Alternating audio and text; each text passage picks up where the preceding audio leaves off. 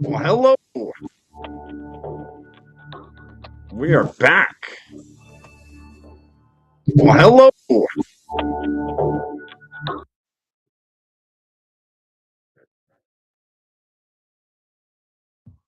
I think we're good now.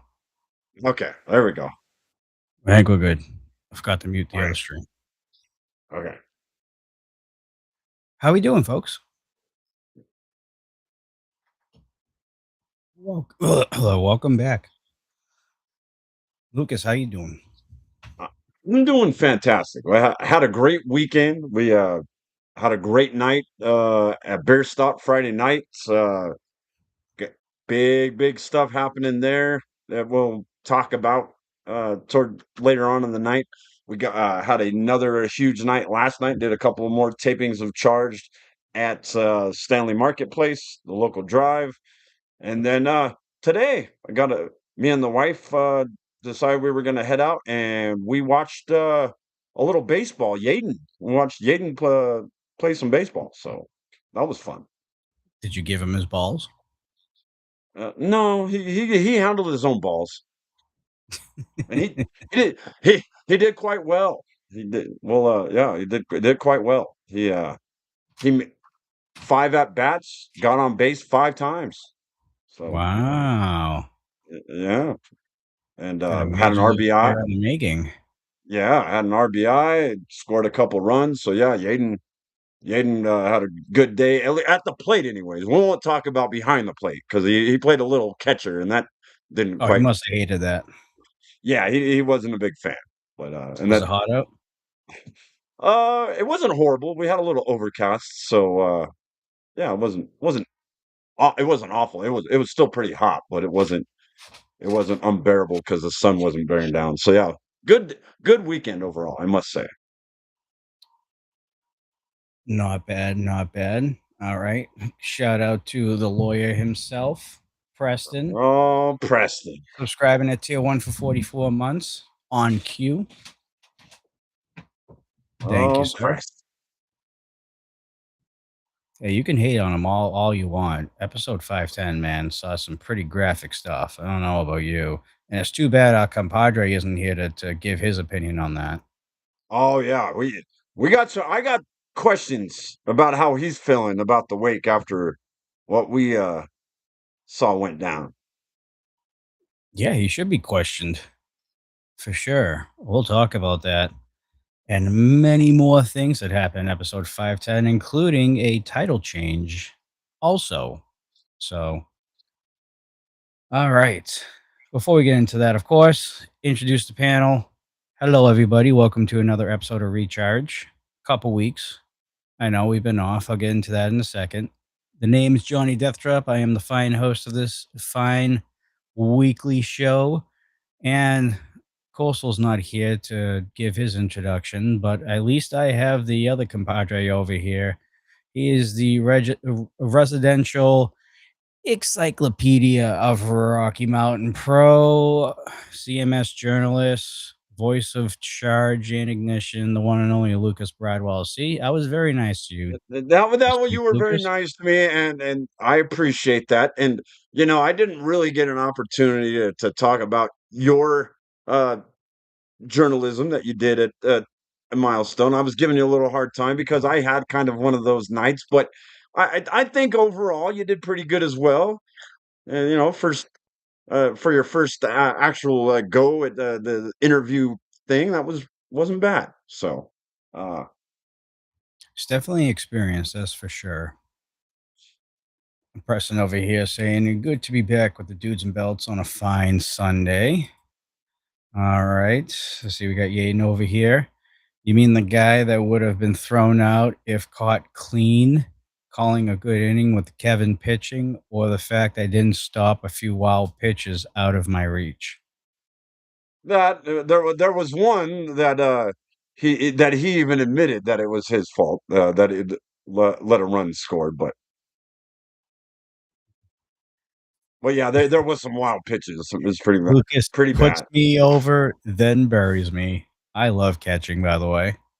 Yeah, I don't know if his knees like it though. Well, yeah, he looks comfortable. He he definitely is in his zone. What do you mean nothing happened? And that's 100% why I'm standing behind if Damon and Tori asked. We didn't say nothing happened. We said a lot of stuff happened in in this episode. And Lucas gave you the wow. Way to go. Yeah, yeah, that's that very genuine. Well, yeah, good. All It was a right. Real great quick, weekend, and I can't wait to talk about this episode. real quick, before we continue, obviously we have been offline for the past couple weeks. I had a family emergency a couple weeks ago that I had to let everybody know that there was not going to be a show. And then last week, my brother's getting married, so it was already going to be a scheduled week off for us because the bachelor party was last weekend. Actually, Gaten called me when I was during the bachelor party, so he already knew and stuff like that. And in 3 weeks is the wedding. So there's going to be another week where we're not going to have a show. So we're going to try and catch up with as much stuff as humanly possible before we get there. I know there's not a lot of big events coming down around that timeline, but I know for a fact the next couple weeks are going to be big for Rocky Mountain Pro with the Colorado Cup coming around the corner here. So we'll get into all that. Lucas has all the details for you. We'll go over that at the end of the show for everyone. What is this here?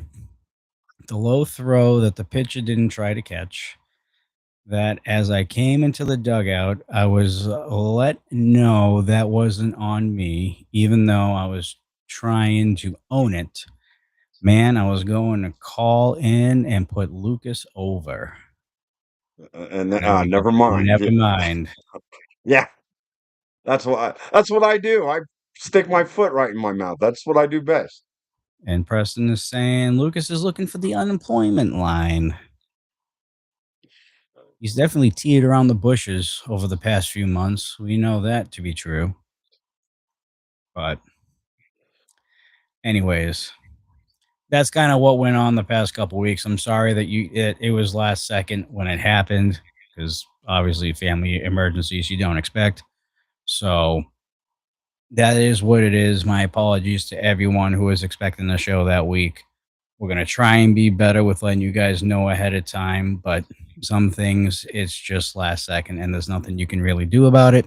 So we'll try and be better on that. Hopefully, soon we'll be able to have a backup host. So, in case something like this happens, that we don't have to cancel the entire show and we could just pass it along to the backup host.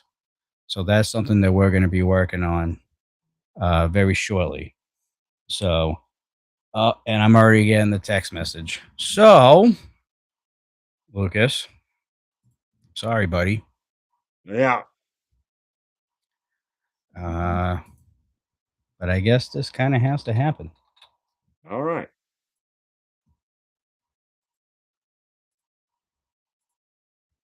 Let's see if that link works. So, as we wait patiently, what did you guys think about episode 510 in the chat specifically? Well, we're already going to be talking about it, but what were your guys' opinion on episode 510? Let's hear it. By the way, shout out to Lucas, of course. I can't not give you credit on gifting a tier 1 sub to Queen Vampirus. So,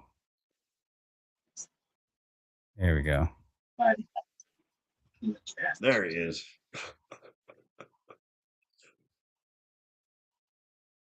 Why can you never be in a good spot for service? I don't understand.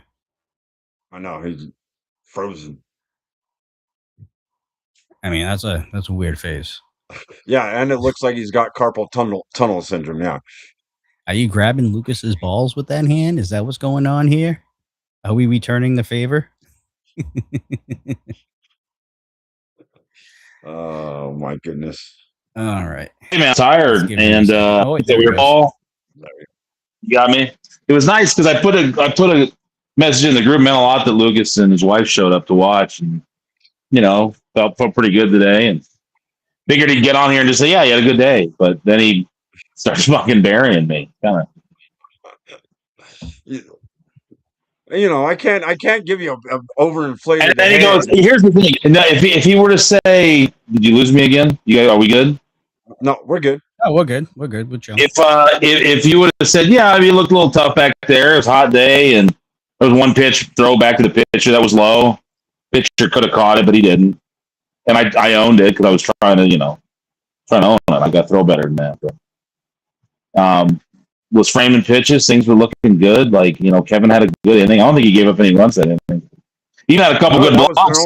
You didn't mention a few blocks that I had that were in the dirt that were pretty good. And the fact that I beat that guy by several steps throwing down to second, it just didn't get fielded cleanly. So you don't tell him about that.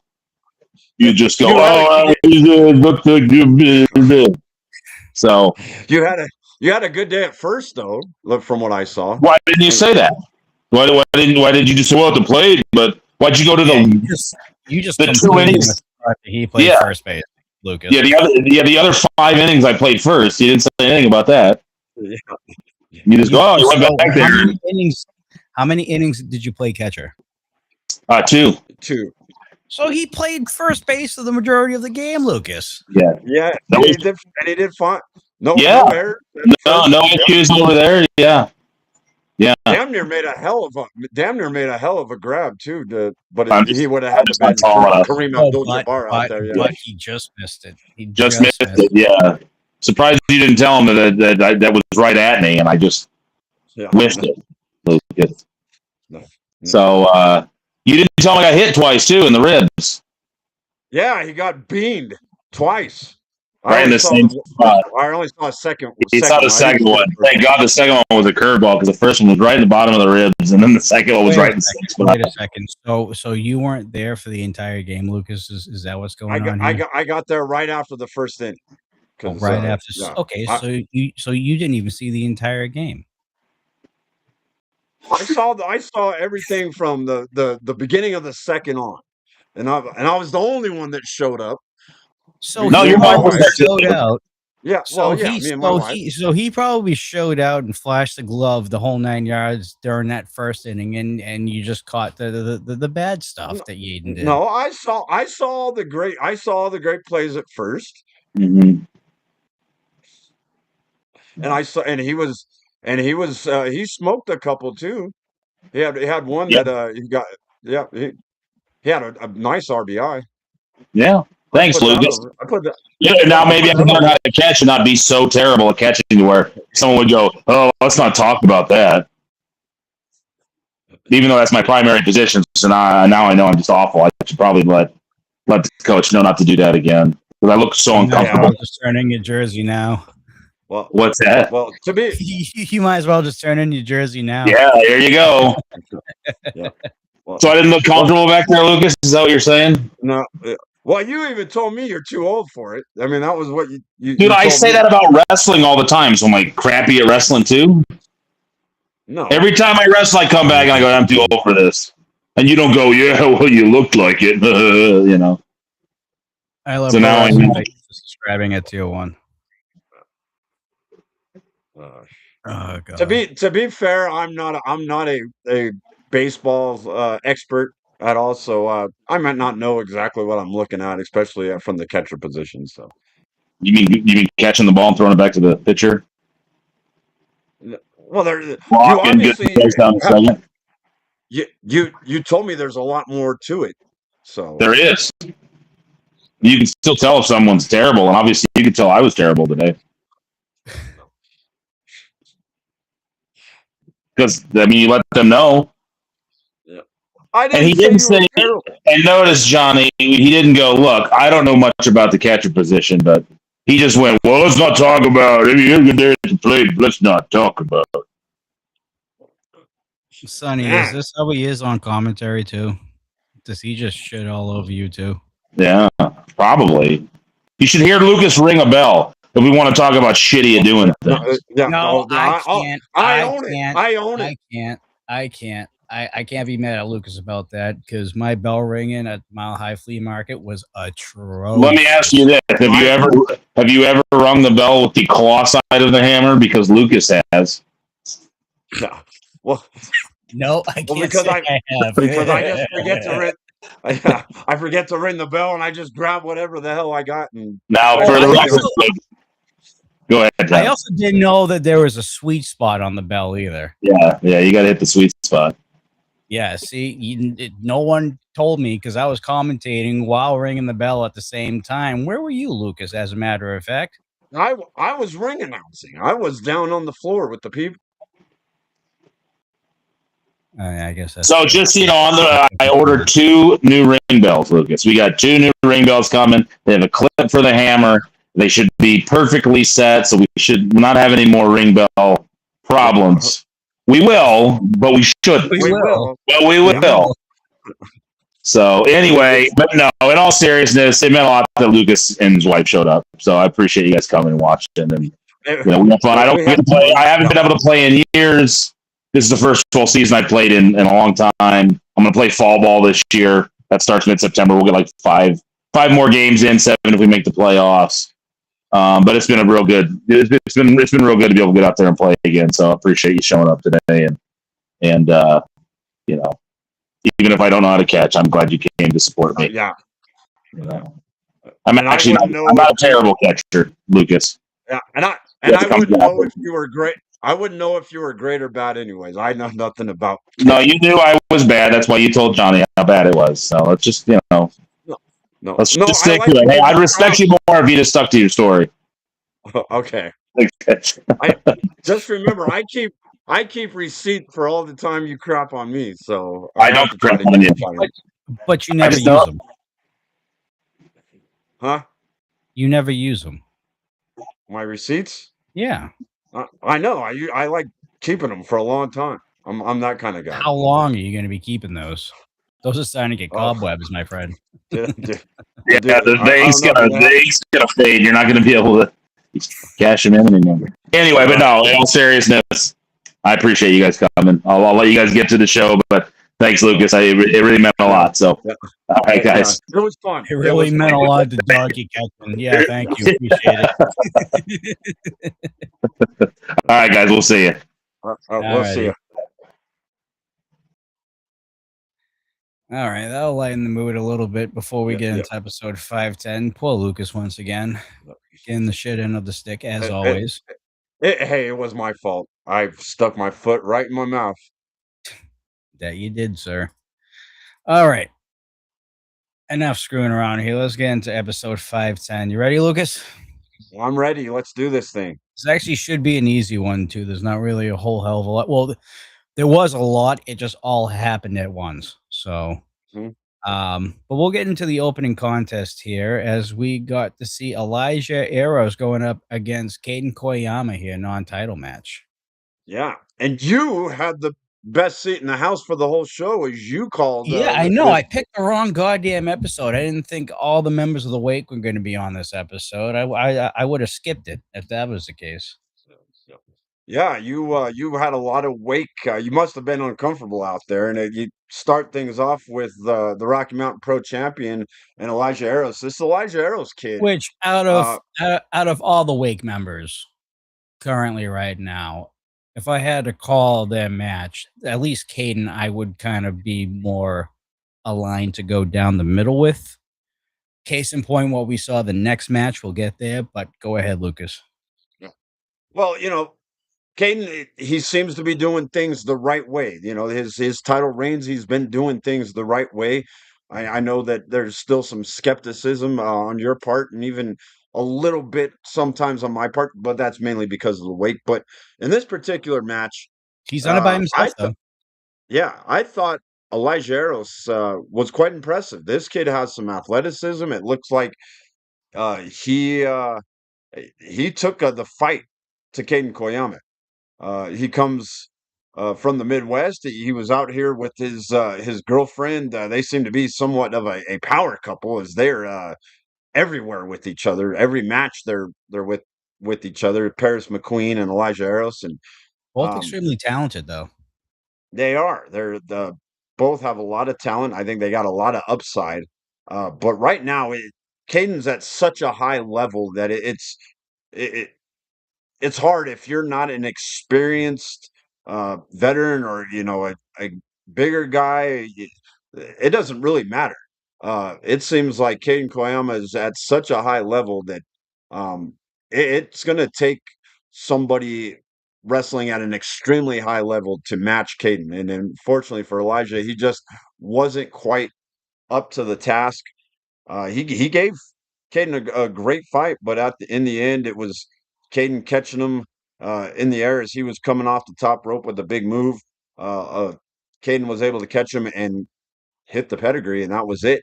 Uh, Caden just seems to be continuing on a roll, Johnny. I don't know uh, really anybody that's wrestling at a better caliber in Rocky Mountain Pro. I mean, you look at what he accomplished at Milestone, beating Draper, who we thought was his kryptonite. He proved that he could overcome that.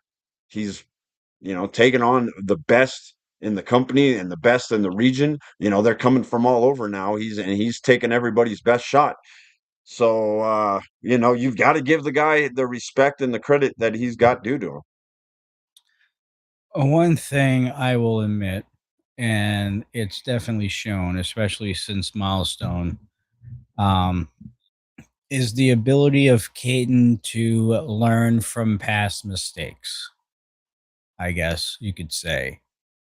Back when he was the charge champion, obviously you had mentioned Draper was his kryptonite, all kind of stemming from that charge championship match where he lost the title to Draper. Um, And in Milestone, he seemed to have learned from his mistakes and was able to kind of capitalize on that extra time, knowing that he was going to be facing Draper in, a few weeks, a month, whenever it was, and was able to kind of mitigate that mistake that he made last time and was able to defeat Draper at Milestone.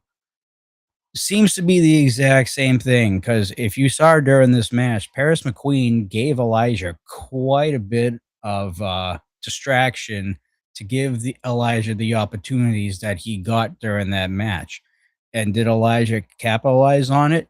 For the most part, except, when Caden was down, he should have kept on Caden. And that was the one mistake that Elijah had. Now we'll see if Elijah will actually learn from his mistakes in the future and see if he can learn from them and become better because of it. Because Caden seems to be able to do that pretty well, learn from his mistakes. And Colsa would be oozing right now, giving Caden this much credit right now. Yeah. But it's I can't I can't deny it. I have to be somewhat fair down the middle for Caden because of what he's been able to do since becoming Rocky Mountain Pro champion. You have to give him his kudos. Do I like him? No, I don't. Do I like who he's aligned with? No, I don't. But you can't deny what he's been able to do in the ring because he's done it by himself too, on top of that. And I mentioned that at the beginning of the show. He's been able to do a lot of this by himself without Brother, without Damon, without Dustin. He's been able to do all that without them. So you got to give flowers where it's due. It's very So big of you. I'm trying, dude. I'm trying my best here. Um, Anything else on this match before we continue? Because we're going right into the rest of the week, which Yeah. was a No, complete disgrace. This is where I we went got off, yeah. and I went off on commentary when everything freaking happened too. On top of it, You so you did, but no, I'm good. Talking about Caden, I think we basically he's just on a roll. I mean, what more can you say? The guy is on a roll. we find out before this match that the Chingon Cartel picked up Jack McCready for this match, this 6-man tag match that we're going to be talking about. Which is kind of surprising, to be honest. I'm very curious to see why Jack would kind of separate himself from standing on business a little bit. Maybe he was trying to adventure into something a little bit on his own, just kind of testing the waters a little bit here. What's your thought I on this? Because I'm surprised that Jack McCready kind of drifted away from standing on business for this match. well, I can tell you, Jack, as much as he is aligned and he's very loyal to standing on business. I can tell you this as a guy who's, you know, I'm starting to have him as a regular commentary partner on Ignition. I'm starting to get to know him a lot more. I kind of know what makes this guy tick a little bit, and he is loyal to standing on business. But I think that he wanted to kind of prove himself that he can do other things than just be uh, kind of the third guy in standing on business. That he could you know be an asset to other groups if need be. And and I from what I understand, standing on business was perfectly okay with it. They understand that it is business. They stand on business and they realize this is a business. And And I guess it's an what opportunity against the Wake too, which we all know the history between standing on business and the Wake. That's still going on as we speak. So, Yeah, and McCready has had a kind of a rivalry with Johnny Casanova. You remember that those yeah. two have had a series of matches. There's been some bad blood. They've fought all over Bierstadt and everywhere else. So yeah, this was a good plan by the Chingon cartel. Enrique, who's the leader of the Chingon cartel, he had El Valiente with him.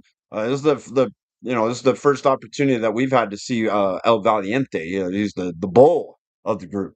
He's also the biggest guy out of the Chingon cartel because Freddie Cordova and Enrique, they're not small guys, but they're not big guys. This El Valiente is a pretty large guy, and yeah, I think he's kind of the muscle of the Chingon cartel. So you got Enrique, you got El Valiente, you've got McCready, but then you've got Damon Ace, you've got the Vulture Dustin Urich, and you've got Johnny Casanova. And yeah, this was a great six-man tag to start off with. I thought I'm not that, gonna lie to you, Lucas. I think Chingon got Cartel got 75 to 80% of the offense in this match. I mean, I was sitting at ringside and I was just watching the way the cartel was operating, man. They were isolating everybody in their corner. They weren't giving the Wake anything to breathe at all. they weren't. I give a lot of credit to Enrique Calderon because Mhm. you could tell he is kind of he leads the group.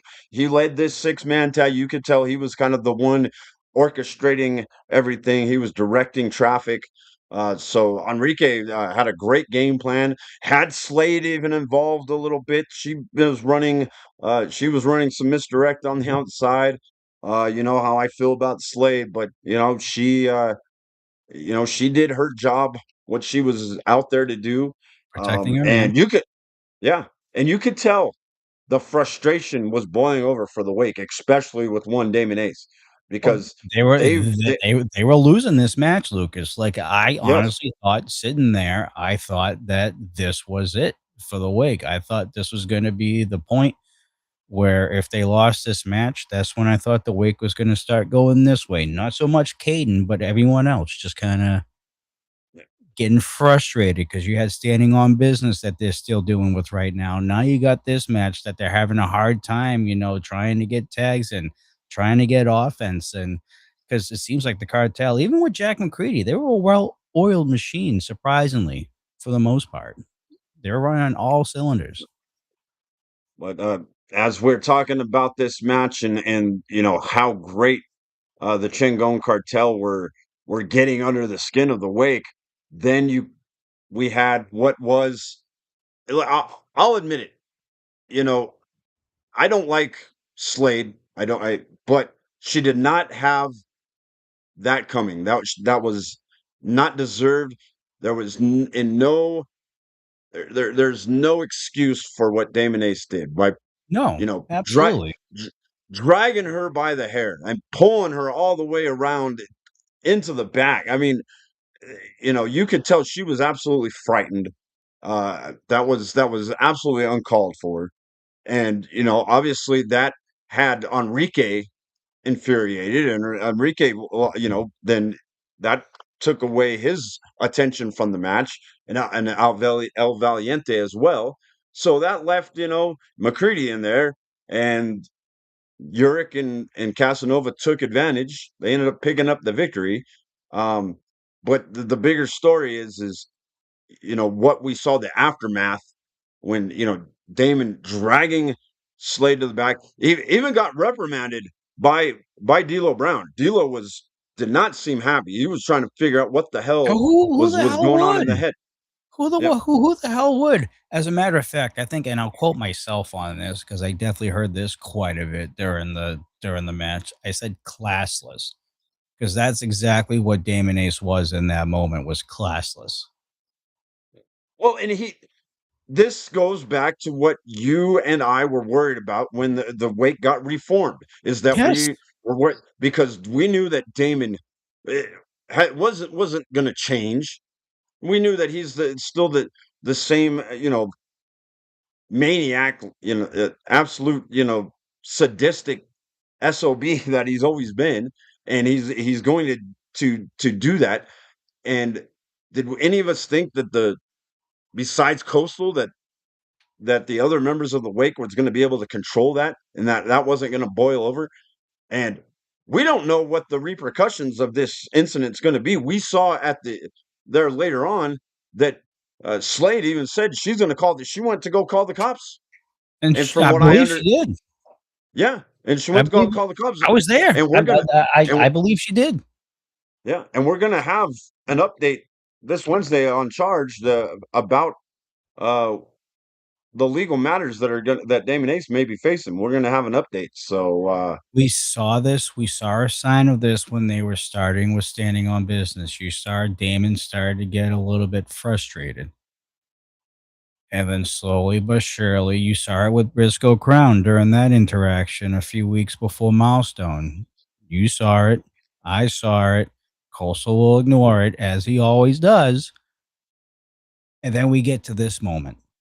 Wake's in their corner, struggling, losing this match, basically. Because I firmly believe if nothing happened, I was hell bent on putting money on the cartel winning this match the way that match was going.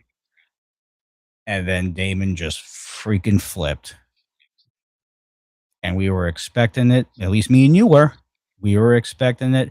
Now we're getting to the point where if I'm Dustin and I'm Johnny, what are we going to do about Damon? Because clearly his head is not where our head is for the direction of the wake. and they don't need this distraction. No, they don't. Caden definitely doesn't, because he's on a heater. He's got everything going. He doesn't need this.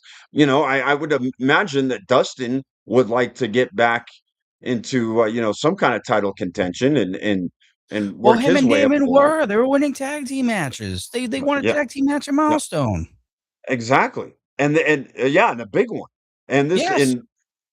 and the fact that now that's up in the air. We don't know what the status of Damon's going to be, and there's just now the threads are starting to come unwind from the wake a little bit. Casanova, he's had some issues. Well, he had issues with Slade. You got to wonder, did he maybe orchestrate this as a payback? Yeah, remember what happened at There's no, Milestone? He I don't got think Johnny's bonked that on the dumb head to by. tell Damon to do that, dude.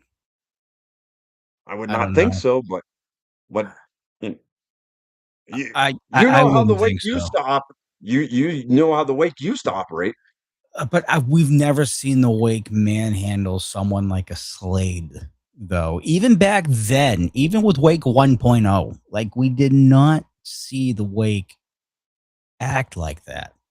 At least a member of the Wake act like that. I mean, we didn't see Sure. Dustin go after her. We didn't see Johnny No, go after her. It no, was strictly no. Damon. I don't know, Lucas. My thoughts will always still stay the same no matter what about that group. If I'm Caden Koyama and I just watched that after my match that I had with Elijah, I'm like, I need to separate myself from this group if I'm going to continue on the role that I'm on right now. Because Damon just created a cluster F of problems and distractions for the wake. You know what I mean? If I'm There's Kate, I'd be putting some distance a little bit. and think about what we have coming up in the next 2 weeks with a big. Uh, we've got the Colorado Cup. Yeah. It's huge, and it's big because And I'm this is picking big Danger for Dean. Caden Coyne. Well, well, you go ahead and do that. I'm going to. I know you will. Go ahead, continue. I'm sorry.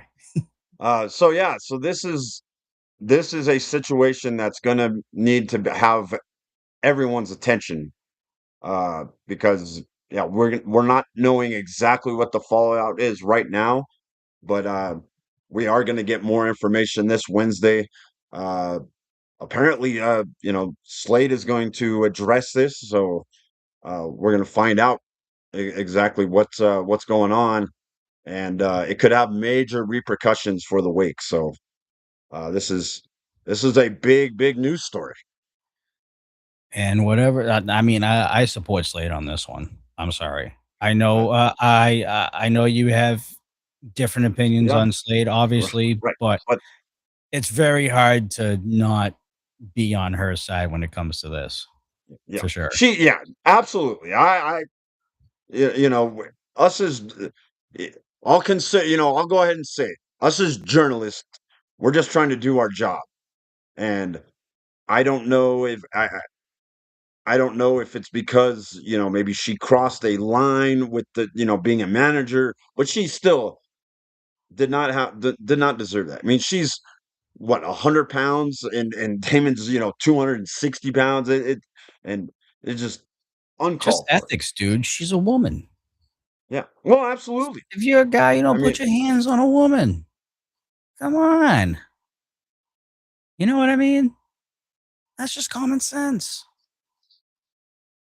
with You wouldn't see anybody from Damon, the law office do that. with Damon snaps. Well, Go ahead. Go ahead. I dare you. Go look, ahead. Go ahead. well, we've seen Preston get involved in ladies' matches on behalf of Lola. Intergender matches don't Oh, they were count. not intergender matches. They Don't literally count. what he took a camera and smashed Pumpkin's head with it. Oh my god, it was an accident, Oh Lucas. my, are you kidding me? Yeah, It an was an accident.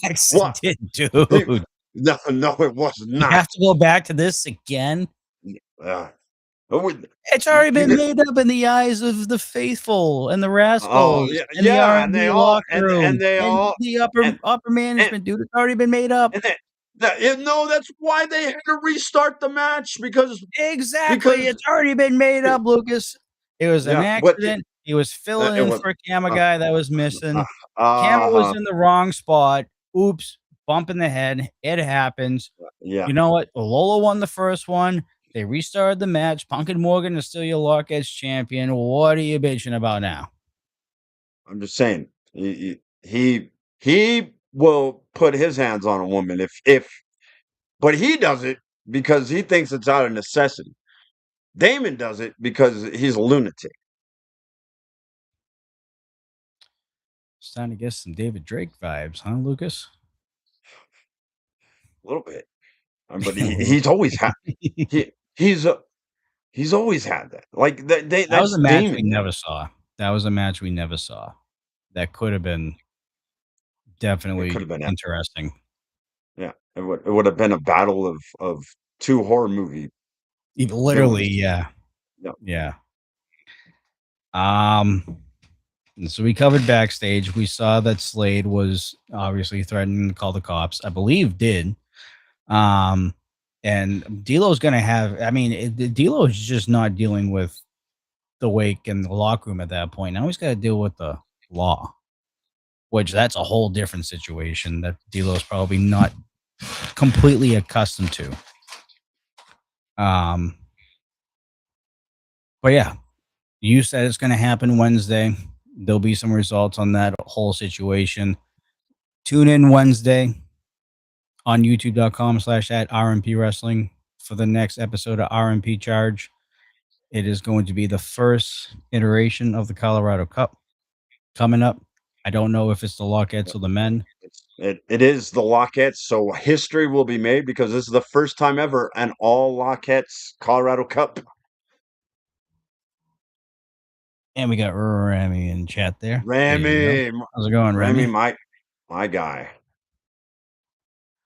All right. Let's move on. We got a couple more matches to talk about in episode 510, and then we're going to be switching over to the rewind for the first time in a while. Let's get with Izzy O'Reilly and Paris McQueen, and Izzy getting on a little bit of what Lord Mitchell Taylor would like to call a winning streak, I do believe. She's on a legitimate winning streak, not one of those, two in a row thing. That don't count. No, she's on a legit winning streak. She's on a roll. You can tell that the confidence is through the roof. She's got a little, even may I say, even a little swagger to her as you're going out. It just seems like there's something, definitely something different, and in a good way for her, and it's working. But Paris McQueen has this young lady she has an attitude. And she's a little fiery one as well. And so we had two young women going at it that both got some attitude. Both have a little chip on their shoulders, and this was a good back and forth matchup. And Paris McQueen had her guy out there, Elijah Arrows, kind of giving her some encouragement, and she was putting on a show for her boyfriend. But Izzy, man, Izzy just started getting a little more vicious, a little more of a kind of a mean streak during this matchup. And when she saw the opportunity, she just turned up uh, the ferocity a little bit. And man, she hit that reverse DDT, nailed Paris McQueen, and comes out victorious. And Izzy Izzy has a good opportunity here, racking up some wins to really make some noise in the Lockettes division, and dare I say, maybe make a run at the Lockettes championship.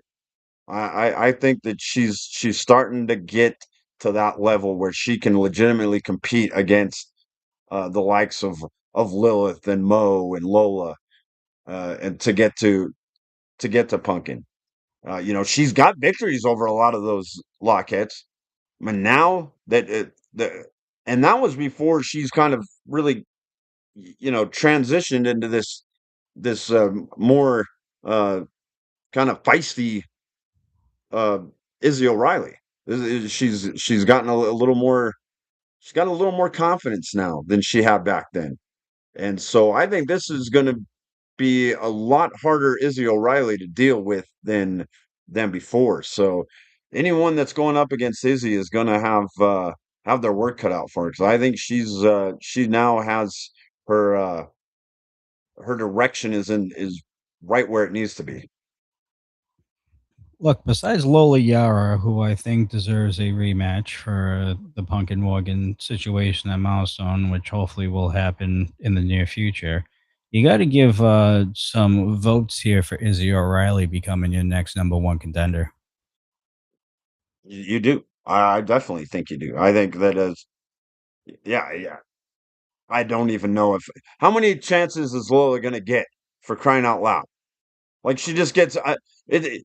Eventually you run out of your opportunities. Eventually they run out, and we go on to the next one. I think we're past that already. Well, But no one was expecting a double Lockettes championship match at Milestone. Let's be honest. well, yeah, It really should have been one and done. And then no one was maybe, expecting the lawyer with the camera either. yeah, and there was an accident again. Do Uh, we really have to go over this whole entire freaking thing again? oh, you're as bad as Coastal making I up am not as excuses. bad as Coastal. I call it like I see it. And as a matter of fact, I was there in person when it Yeah, happened. yeah, yeah. I was calling the damn match when it happened. I saw it.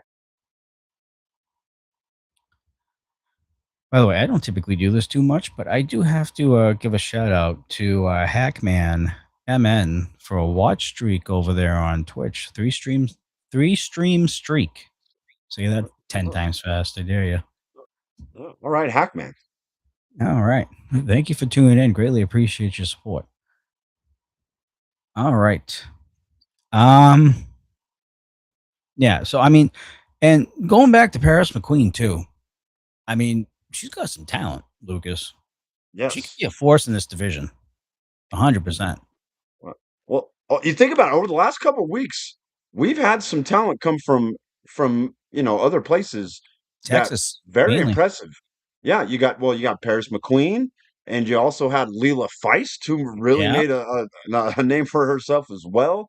Um, if these are the Lockettes that are going to be coming out more often, they can make some noise in the Lockettes division because yeah, you're right. They both are extremely talented. We saw a lot of great talent over kind of the milestone weekend.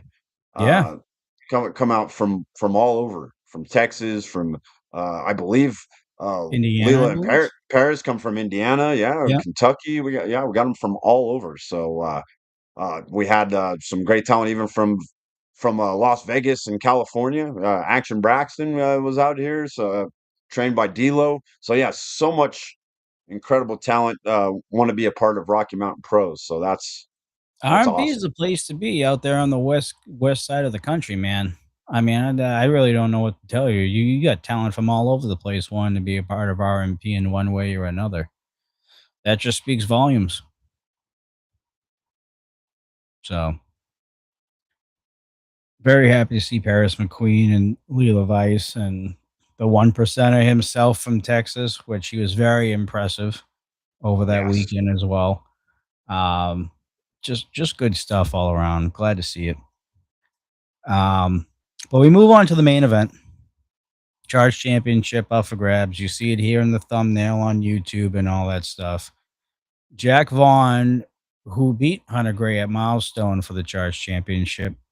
Hunter gets his rematch against Jack Vaughn here in episode 510, and he took full advantage of it. He did. He did. Even though Vaughn hadn't had the Charge Championship for very long, just won it at Milestone, he was defending it every single week.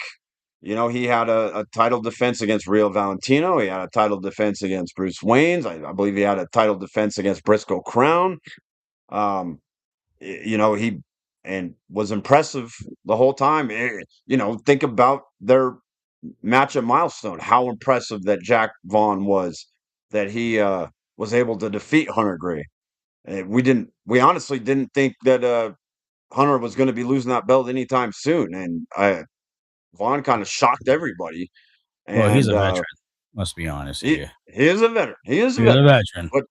But Hunter Gray's a veteran. I mean, Hunter's been doing this 15 years as But well. They he's the veteran. the veteran. You're right. The veteran. He's the last Just real like professional the wrestler. Jack McCready, he's the veteran. Yes, yes. But yeah, Jack Vaughn. What can I say? The guy is super impressive. Uh, he's extremely talented and very entertaining as well. Obviously, if you guys haven't seen his online videos, they're awesome. They're great. I think, They're great. yeah, I think, yeah, if you anybody who has a sense of humor will appreciate him. But this matchup was a great rematch. Uh, it looked like Hunter had learned some things from their match at Milestone. Hunter uh, kind of Hunter at times outsmarted Vaughn. You notice Vaughn was trying to kind of go in with the same kind of the same game plan that he used at Milestone, and Hunter was wise to it. Hunter had answers for Jack Vaughn this time. And Jack Vaughn kind of had to regroup himself and realize, okay, this guy, even though he's a Neanderthal, he he knows what he's doing in the ring, and so he had to come up with a different game plan. Tried to get a little more physical with Hunter, and It worked for well, a time for obvious sure. it did. Vaughn is extremely strong. You know, I mean, it's hard to say that when you're going up against Hunter Gray because Hunter Gray is stronger than almost everybody he's going to go up against. But the fact that Vaughn was able to match Hunter Gray with a lot of those power moves, that was extremely impressive. And Vaughn looked like he was going to retain his title, but man, Hunter just dug in deep, and when he hit that big pump kick, he knew it was over. And Vaughn didn't know what hit him, and now once again we got a two-time charge champion in Hunter Gray. Uh, and I will tell you, Hunter cherishes that charge championship. That's like a prized possession for him. And His first singles I title. do, yeah, I do not think he is going to make the same mistake that he made at Milestone. I think he's going to do everything in his power to keep that title for a very long time now. I think he realizes that it's not easy being the charge champion. You think about it, Johnny. It's because the charge Ask championship Peter. is the work. It's the working man's championship. It's the one that you defend almost every week. I mean, I mean, with Caden, it was hell. It was every single episode of Charge and Did we get Ignition, an and exact number on Caden's title it was reigns? it was 49 title defenses. That's He had insane. 40. That's He had almost a full 49. year. Yeah. Yeah, and that's yeah, and he did that in from March to the end of the year. And, you know, he was defending that title nearly twice a week. Which is So crazy. yeah, but uh, good for Hunter. You know, Hunter, I think is I think he represents Charge very well. You know, he's a he's a different character, but he's a character, and I think that's what's great. Is Hunter Gray is a character. The fans are behind him. You know, he's captivated an audience, Oh, and his side is he's crazy. He's just yeah, as over as Chopper as- City. he absolutely is, absolutely is. And the fact that he was able to beat Jack Vaughn this time, a guy of that caliber, that just shows you how good Hunter Gray really is and how tough he's going to beat moving forward. But on really quick on Vaughn though, that w- that put us kind of in a different stratosphere. Thinking about that, we had Jack Vaughn as our charge champion, even though it was only for a month. It was still now we can say that Jack Vaughn was a Rocky Mountain Pro Charge champion. That you And know I think he'll be that's back big. too. I don't think Uh, this is the only time we see Jack Vaughn no, here no, at Rocky no, Mountain Pro. no. I can tell you, Jack. You know, even though he's got you know, he thinks very highly of himself, and he As he should. isn't. Is he's not one to be above taking some shots at the places he goes to. But I think he respects what we got going on here in Rocky Mountain Pro. I think he wants to be a part of it. You know, he realizes that we are a top-notch company, and a guy like his caliber deserves to be wrestling on a top-notch company. And I think, yeah, so he's going to. I'm sure we haven't seen the last of Jack Vaughn in Rocky Mountain Pro. I hope not, man. He definitely helps out Rocky Mountain Pro in a big way. And if he's watching right now, come back, buddy. Um, yeah, no, that was the main event too. And by the way, I want to say this on the record: that spine that Hunter Gray carries, it's real, 100% real. Yep, Yeah. he gave that to me when he was walking out there. He's like, "Here, hold this." I'm like, "Oh, okay." Wow. Yep, I'm holding a spine of something or somebody. Yeah, it's not a Yep. mold. It's not Nope. plastic. Nope. That is real. Mhm. Felt it. So that's a little interesting tidbit there. So, but yeah, no, congrats to Hunter Gray on winning back the Charge Championship. Now we can cherish that title even more. And Lucas, let me ask you something here as it pertains to Hunter Gray. Who's going to take that title away from him? Man, it's going to take a Herculean effort from whoever challenges him. Because you're not going to match strength with Hunter Gray. No. You're going to have to outsmart him. And the thing is, we think of Hunter as a big dumb animal. He's a lot smarter than what people give him credit for. He's got the animal instincts. He's got the survival tactics that he needs on top of it, and he's just a freak athlete. I mean, he does things that a guy his size should not be doing, and yet he does them effortlessly. So I do not know who's going to be He able to literally did the match exact all same that. thing that Caden did with Draper. He learned from his mistakes and was able to redo his game plan. And if you think that Hunter can't develop a game plan, you're very wrong here. He, again, like Lucas said, he is a lot smarter than he puts himself out to be. 100%. And he showed it against Jack Vaughn. So, but yeah, no, that was good. That was a good way to end episode 510. Final thoughts, Lucas. I'm really looking forward to seeing what is next for Hunter Gray, how he's going to defend this Charge Championship. I'm very interested to see what the fallout from this Damon Ace situation is going to be with Slade. What you know, how far Slade's taking this. Um, I got it right here, Lucas. I see you reading. yeah, I was just saying. It's not. It comes from Anthony. It comes from his you know he comes out and he's woofing at each other and does things that are so unorthodox and unique. And at times you wondered, is he using his head? He literally uses his head as a weapon. He'll bang his head up against a turnbuckle himself and does things. He's And, not the and only so one that that's does that, by the way. no, You know of Martin yeah, Casals does yeah, that Marty very well. Casals does it, and Marty's kind of known as a lunatic as well. So, um, it, it's just a misperception, and but obviously, when you watch him wrestle, uh, he does things that are intelligent. It's just that there are things that you've never seen before. Like when he bites the foot of his opponent, and and just does some crazy things that you just don't see with anyone. Or a guy like Hunter Gray does a standing back moonsault from the mat onto someone, which we saw in this match as well. He did that as well for a guy his size. He shouldn't be able to freaking do that.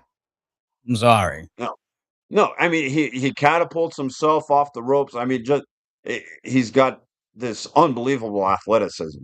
So yeah, you just Very underrated. yeah, he really is a complete package, and we'd probably just don't give him the credit that he probably deserves. But we're doing it now. Oh, for sure. I mean, he's two-time charge champion. I mean, So, not a yeah, lot of people in this company can say that. no, there isn't a lot of two-time No, charge champions. no. And the fact that, I mean, he, like you said, he cherishes this title, man. This was his first ever singles title in how many years, Lucas? Since Well, yeah, basically fi- NRW's inception? yeah, yeah. Well, since the inception of this show, Charged. I mean, Yeah. think about it. He was on the very first episode of Charged. We just had the 500th episode a couple months ago. So he's We're on been doing it 510 for now. yes, and he started even before then. So, Yeah. um, No, if I'm Caden Koyama or whoever is the RMP champion in the near future, you gotta look out for Hunter now. He's basically set himself up for a huge run here in Rocky Mountain Pro if he keeps up.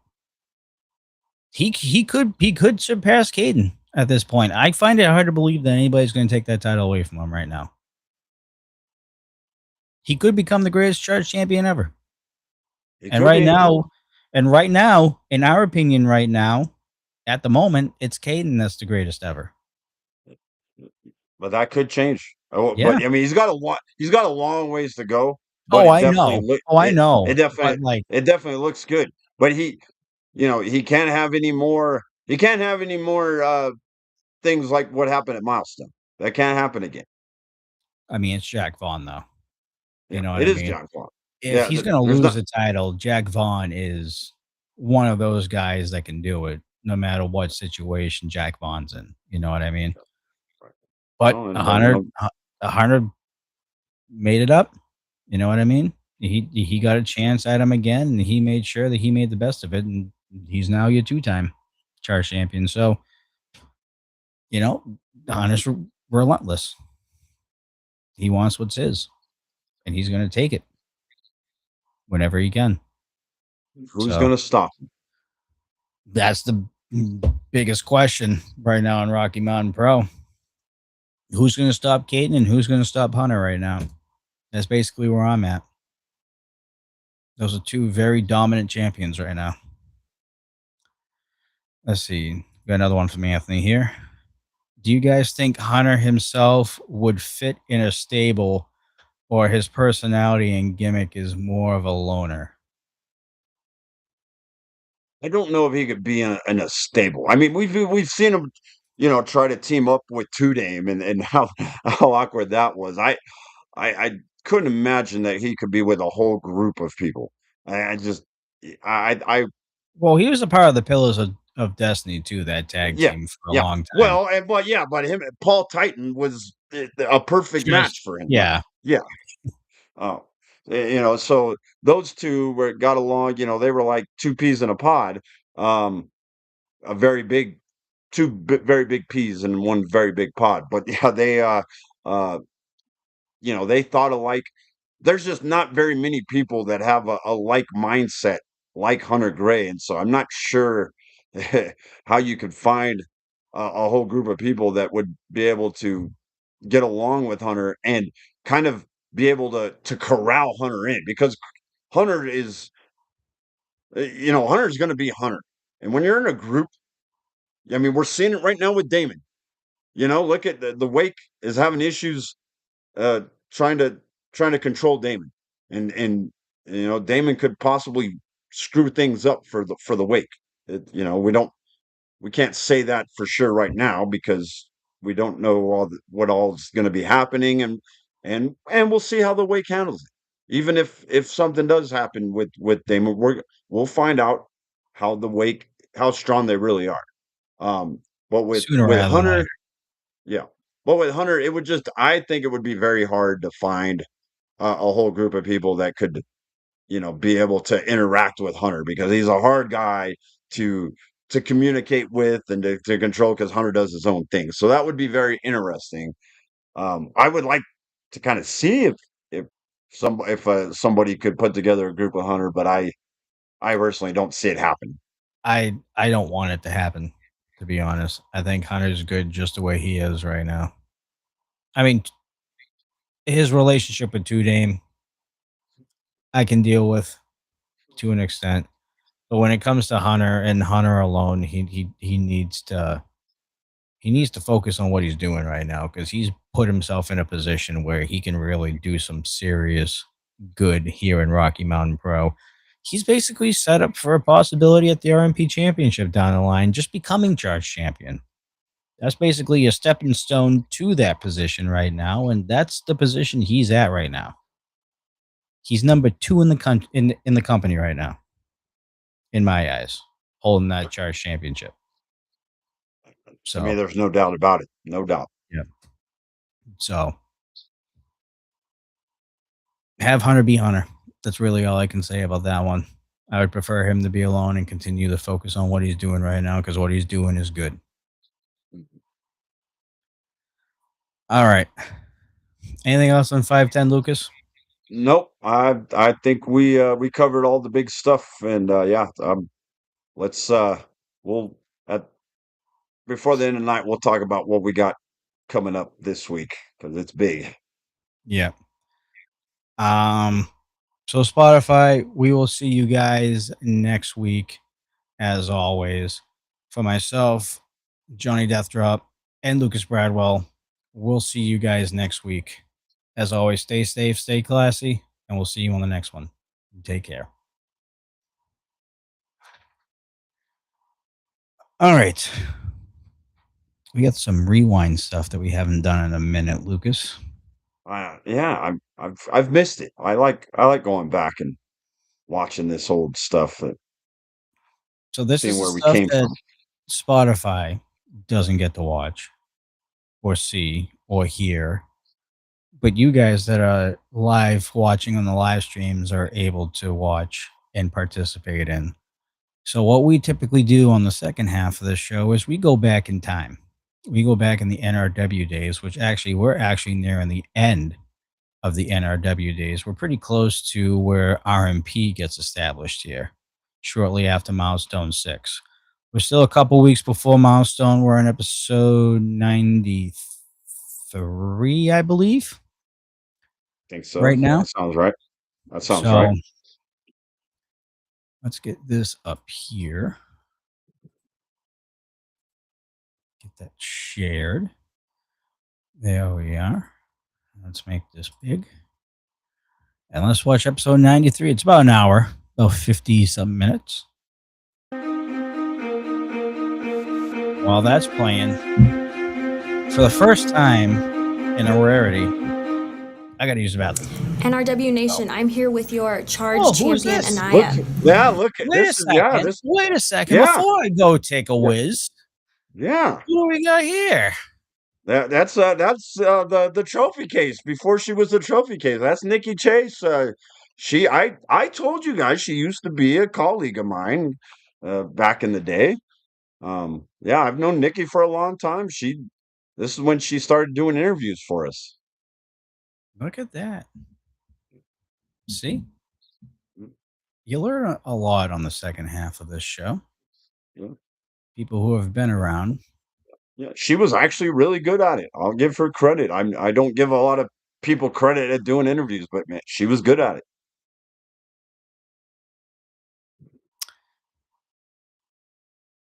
Hopefully, anybody who's watching this episode right now, I think we need to get Nikki Chase more involved in the CMS journalist part of the Oh no, show here. she's fine being a wrestler. She's moved on to being a great wrestler. That's Let me don't need ask you any more something, interviews. Lucas. Let me ask you something before we continue here. All Uh-huh. right. Would you prefer Nikki Chase or Slade? You Boom. know, Done. I Hashtag Lucas hates women. There you go. ah,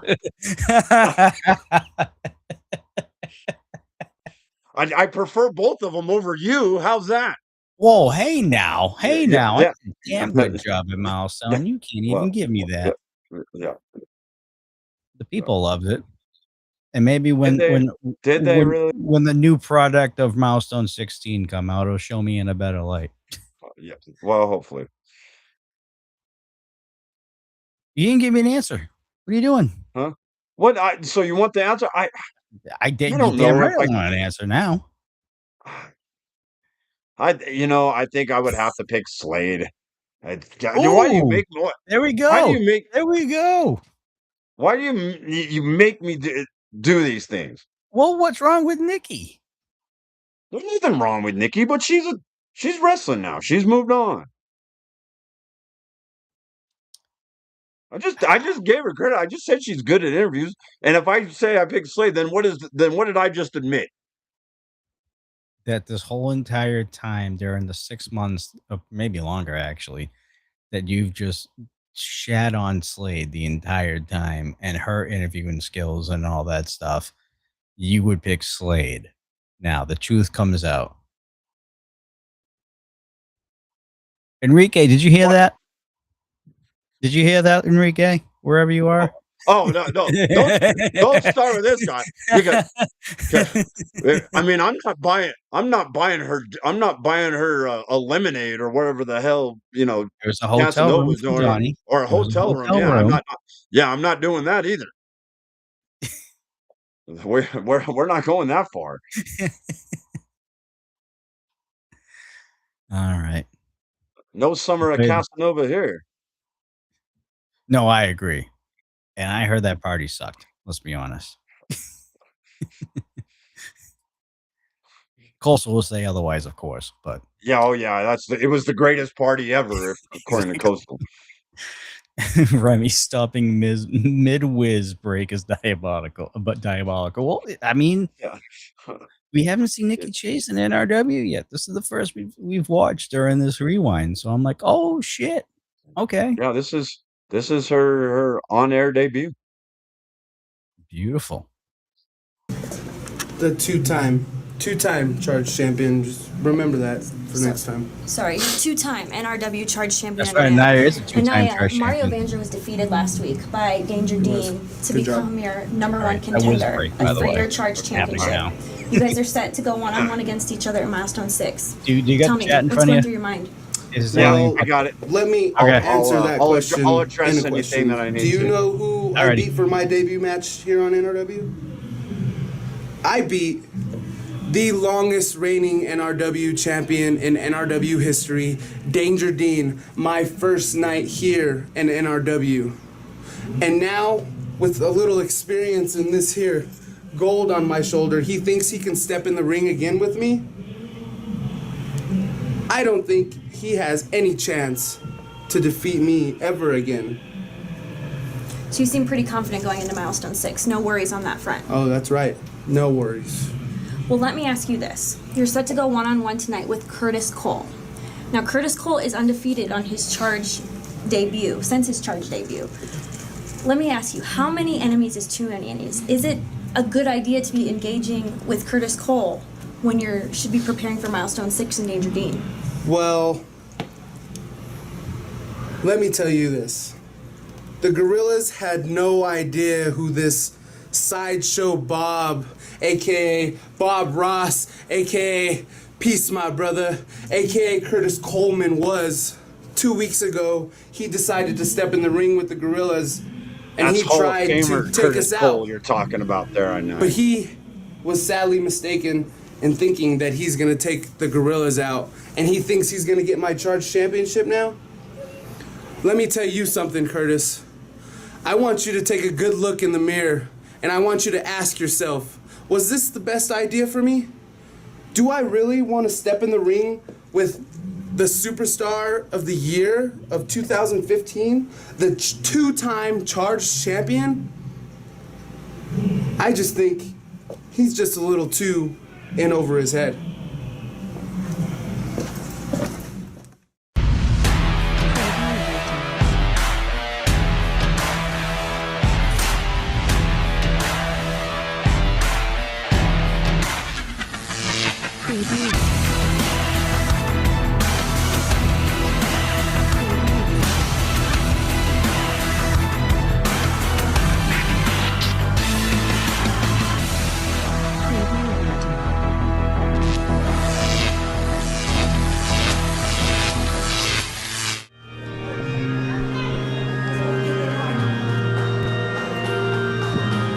Millions of years ago, we were hunter-gatherer. We hunted animals and ate them. Today, Dustin Urich is part of the sugar-free movement. And we're not just a tag team. You will keep your mouth shut, pet boy. If you dead would be a doctor, he will take you off the sugar. Dustin Urich gonna represent tonight the sugar-free movement. That's right, Dustin. Give a big hand to Dustin Urich. And you keep watching Fat Boy Football. What's up, people? Welcome to another episode of NRW Charge, coming to you from the Grudge MMA Training Center here in Arvada, Colorado. My name is John Madden alongside Lucas Bradwell. And his opponent, making his way to the ring, hailing from the Applauditorium. Please welcome, weighing in at 220 pounds, Jason Bravo! What a way to start off the show. We got the sugar-free movement and Dustin Urich taking on Jason Bravo. Lucas, are you Bravo pumped there. up for this? I am always pumped up. That was Yeah, quite well, a hip yeah, intro Jason there, Bravo. John Madden. He's And, got- well, we've got a kind of a hip guy in Jason Bravo. You know, I kind of like Jason Bravo. I know that he can be a little eccentric and always kind of applauding himself, but I kind of like what he brings to the ring. Jason Bravo has always been a very technically sound ring veteran. I've known Jason Bravo for a number of years. And of course, he's going up against another veteran in Dustin Urich. And what about what we saw starting off the show, Anaya talking about, well, his foe at Milestone 6, Danger Dean, who is the new #1 contender for the Charge Championship. He is, after that huge victory last week over Mario Vanger in the Sugar-Free Movement. But Anaya's got his own task tonight in a non-title bout against Curtis Cole, the young upstart with a 6-0 record. Right, well, and Curtis Cole, Curtis Cole a couple weeks ago went to go help out Sammy Six Guns Jr. as he was getting attacked by the Left Coast Gorillas. You got to think there's a little rivalry maybe building between Curtis Cole and Anaya. We got a couple pushes in the center of the ring as Urich misses with the clothesline, and there's a takedown there by Jason Bravo. Like I said, Jason Bravo very technically sound, as is Dustin Urich. This should be a great matchup. Two crafty veterans going at it right now. We got Mario Vanger on the outside of the ring. As we've seen in other matches, we know he's going to come and play a part somehow. Well, and you got to think Mario Vanger coming off that disappointment, losing to Danger Dean last week on Charge. He's got to want a victory for the Sugar-Free Movement this week. He needs some momentum. Jason Bravo complaining about something to the referee. Not sure what it was. Oh, kick to the midsection there by Dustin Urich. Headlock applied in the center of the ring. Definitely the Sugar-Free Movement needs a victory. Those chats going too, guys. Do you have any questions about the chat? Nice leapfrog. The right person next to kind beautiful hip toss. Explain what's going on, considering he's called just about every single one of a these modified matches. arm drag. Another one. And this commentator Jason Bravo to is stop right now. John Madden, but And not Mario the Vanger John Madden. up on the Not apron. that John Madden. Mario's got to get down. This guy actually is Jason Bravo he's a has his news back anchor turned right now. now to He does. Dustin Urich. I don't care if you are the he does the savior of the news in Sugar-Free Omaha. Movement. Get the hell off the apron. Jason Bravo distracted. Yeah, he's a news. Dustin Yeah, Urich. he's a news anchor. Double axe handle sends Jason Bravo down. When we talked about it, we knew Mario Vanger was going to interfere or distract somehow. Now the Sugar-Free Movement back in control. Well, they tried that last week against Danger Dean. Was not successful. Whip into the corner there by Urich. Jason Bravo feeling the effects, and here comes a suplex takedown there by Urich. Very well done by Dustin Urich. And there's a cover. And it looks like a 2 count there. Vanger not happy with that count. Dustin Urich again working on Jason Bravo. You talked about later on, we got Curtis Cole taking on Anaya. Also, we've got the Evolution, Tyler Stinson taking on Royce Isaacs on one-on-one. That issue is not done. As we saw last week, the Upgrades attacking the Balance after the Balance defeated the Upgrades in a tag team matchup. Headlock still applied in the center of the ring. Jason Bravo trying to get up to his feet. Up to one knee. Now he's up to his feet. It's crazy to think how Shot far to the midsection. Another Dustin one. Urich has come over the past decade.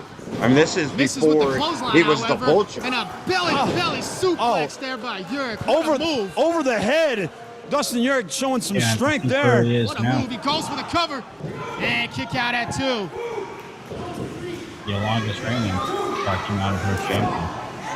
History of the company. Huge clubbing blow there by Dustin Urich. If either man who wins this matchup, this is a big victory for either man who can get it. Huge boot to the side of the head. Dustin Urich saying it's over. He goes for the pin. And hooks the leg, but just a 2 count. You know, every match is important as we go on to our journey to Milestone 6. It'll be the biggest event in this company's history. At the Jefferson County Fairgrounds, we're expecting our biggest crowd ever for that event. Was that the first ever event at Ford? Crowd definitely behind Jason Bravo right now. That was before it had officially become we school. could see Nikita versus Titus Machiavelli at Milestone 6. It could happen. Never thought I would ever consider something like that. And there's a takedown there by Dustin Urich. Big leg drop. Looks like he's going for the cover again. And kick out at 2. Sugar Free Movement's getting frustrated with these 2 counts that can not put Jason Bravo away. Knee to the back of the spine. Another shot by Uric, picks him up. There's a scoop slam. Dustin Urik's looking really good here. Oh, springboard moonsault. The knees were put up by Bravo. Dustin Uric in pain now. Very wise maneuver by Bravo. He gets himself up. Both men up to their feet. Oh, and he charged, but... And once again... 2 boots to the face there by Jason Bravo. Dustin Uric misses. Clothesline there by Jason Bravo. And there's an elbow. Dustin Uric is reeling right now. This great athlete out of the Applauditorium is firing up here. Whips him into the ropes. Nope, Uric counters it. Misses with the clothesline. Oh, wow. That was a big side double axe handle. Jason Bravo building momentum right now. There's a pickup and a big slam. Jason Bravo's in tremendous shape here. It looks like he could be going for the end here. Oh. Knee to the side of the face. And a big leg drop. Oh. And a huge elbow. What a series of moves. Goes for the cover. Wait. And a 2 count. That still wasn't enough, though, to keep Dustin Uric down. That combination was always one of Bravo's signature moves there. Crushing a soda bottle, I believe. Knee drop, the elbow, We know and there's the leg sugar drop. in that. All right. Yeah, even as part of the torture. It could have been one of those Cola Yep. Zeros or whatever they are. Dustin Uric had Jason Bravo up, but he got out of it. Oh. And well done by Bravo, and that Cover. could... 3, and there it is. Jason Bravo, Bravo picks up the bravo. victory. Yeah. That was a beautifully executed maneuver by Jason Bravo to pick up the win. And what a sugar-free movement. They're on a little bit of a downfall here. Yeah. Mario Vanger lost last week. Now Dustin Uric.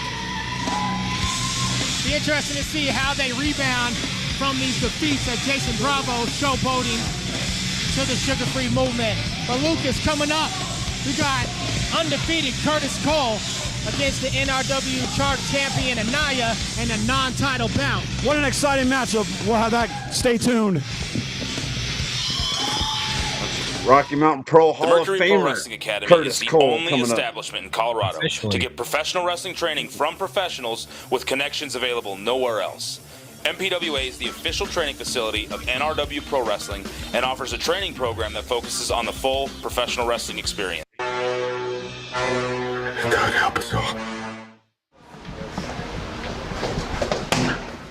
Dustin! What's going on? What, man? Are you crying? So what? What? You want me to give you a pat on the back and tell you everything is alright? It's not alright! You embarrassed me! And last week you cost me the #1 contender match. What's going on? Look, man, I'm off my game. I don't know You what look to tell you. sluggish. You look sluggish all day. You slow. Am I smelling What? What are you talking about? fructose? The enemy. I'm smelling fructose. I don't smell it. It smells Where like is the potato stuff? chips in here. What are you talking about? Where is the white there? Where is it? I don't have it. You don't have to He's like a hound dog. Where is it? Come on, tell me what it What? is. I don't have anything. What? I'm warning you. If you're back on that cookie, we have a problem. Got that? Back on that cookie. Put the cookie down.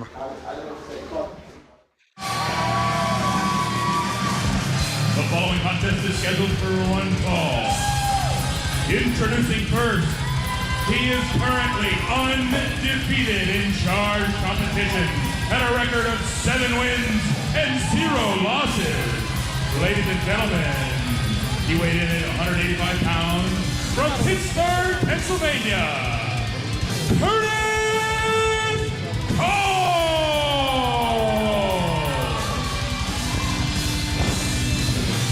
So you heard it. That undefeated streak is on the line for Curtis Cole as he came out on a skateboard. The former pro skateboarder. Never thought I'd see that type of entrance. That's a very interesting transportation to the ring. Does he have a task tonight? Probably biggest match of his career at this point. Company to the ring. Yeah. The NRW Champion Hoodlum.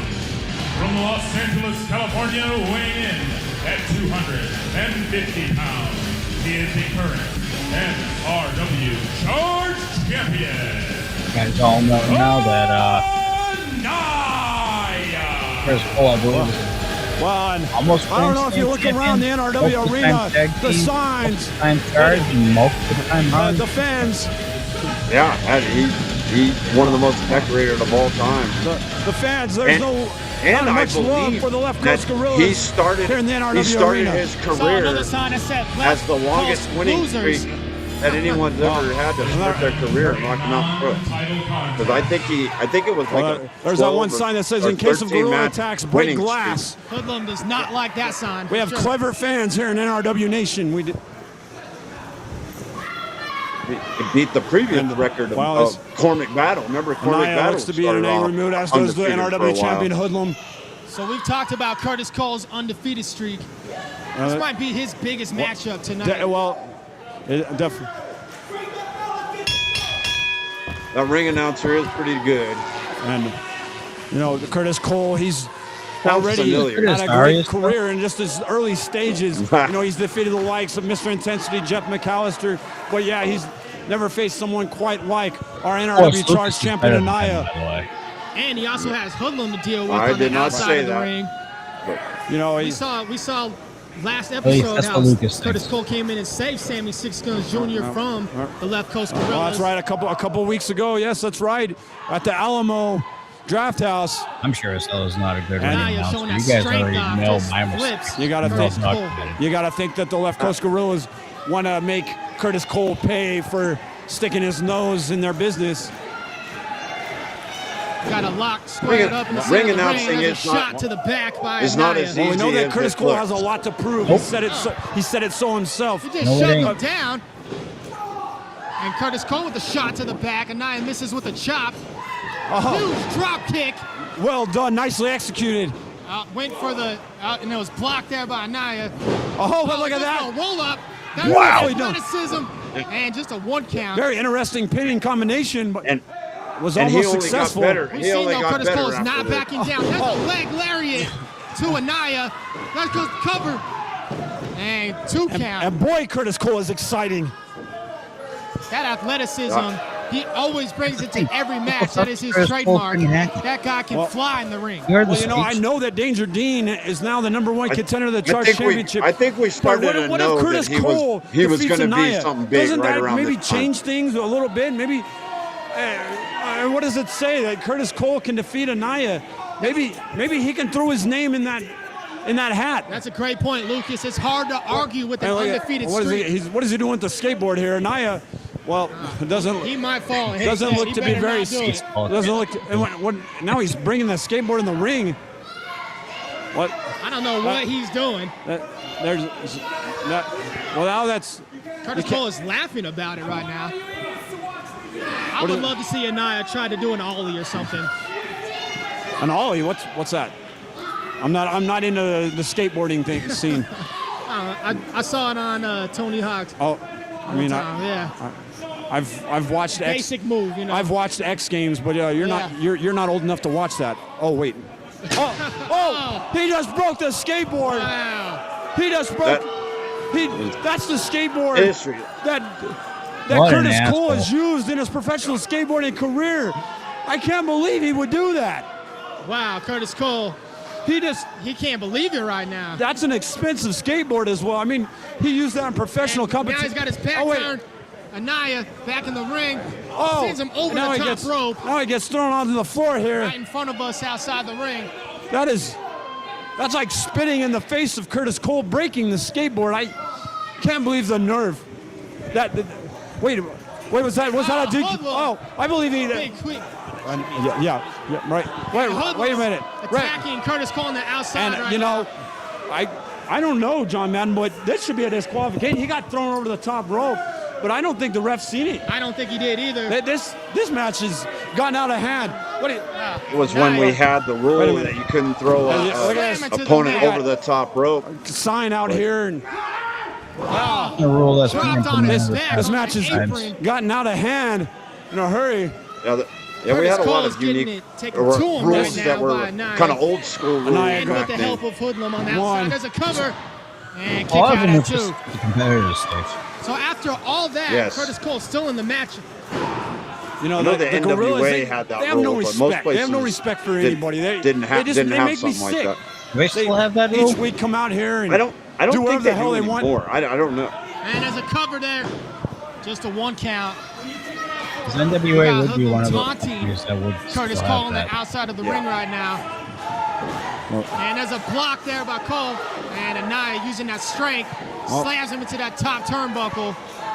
Crowd trying to rally Curtis Cole on, but the Gorillas running European uppercut there by Anaya. And now he's getting some momentum here. That what's that? reverse cannonball. Jesus. We've seen that. We've seen that a What time or As two. Curtis haven't Cole we? into the ring, and this could be it for Curtis Cole.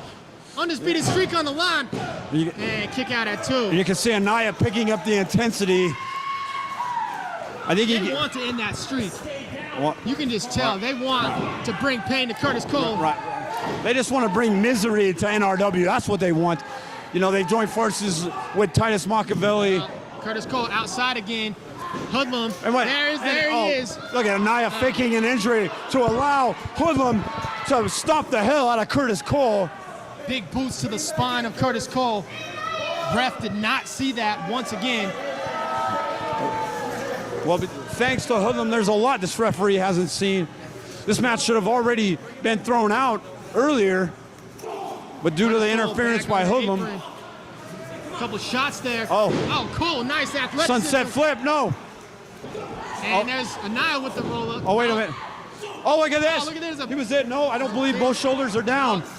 Referee wasn't able to make the count. Huge elbow sends Curtis Cole down as he is checking his teeth right now after that shot. Curtis Cole, that undefeated streak is in trouble right now. Crowd still behind him 100%. There's some shots to the midsection and knee there to the midsection by Anaya. Oh, wow. There's that strength there by Anaya. And this goes for the cover. this got to be it right here. And kick out at 2, so Curtis Cole will not go away. Curtis Cole showing some heart here. Anaya is frustrated. This youngster, he wants to prove himself. He wants to make a mark here in NRW. What a great way to do it by knocking out the NRW Charge champion. And there's an arm drag there and a big knee to the chest. Taking a page out of Hoodlum's book. And kick out at 2. Anaya not sure why he can't put Curtis Cole away.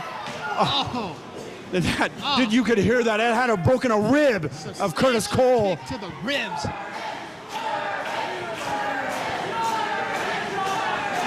The crowd trying to get Curtis Cole back into the matchup. There's Cole regaining some momentum. Forearm shot to the side of the head.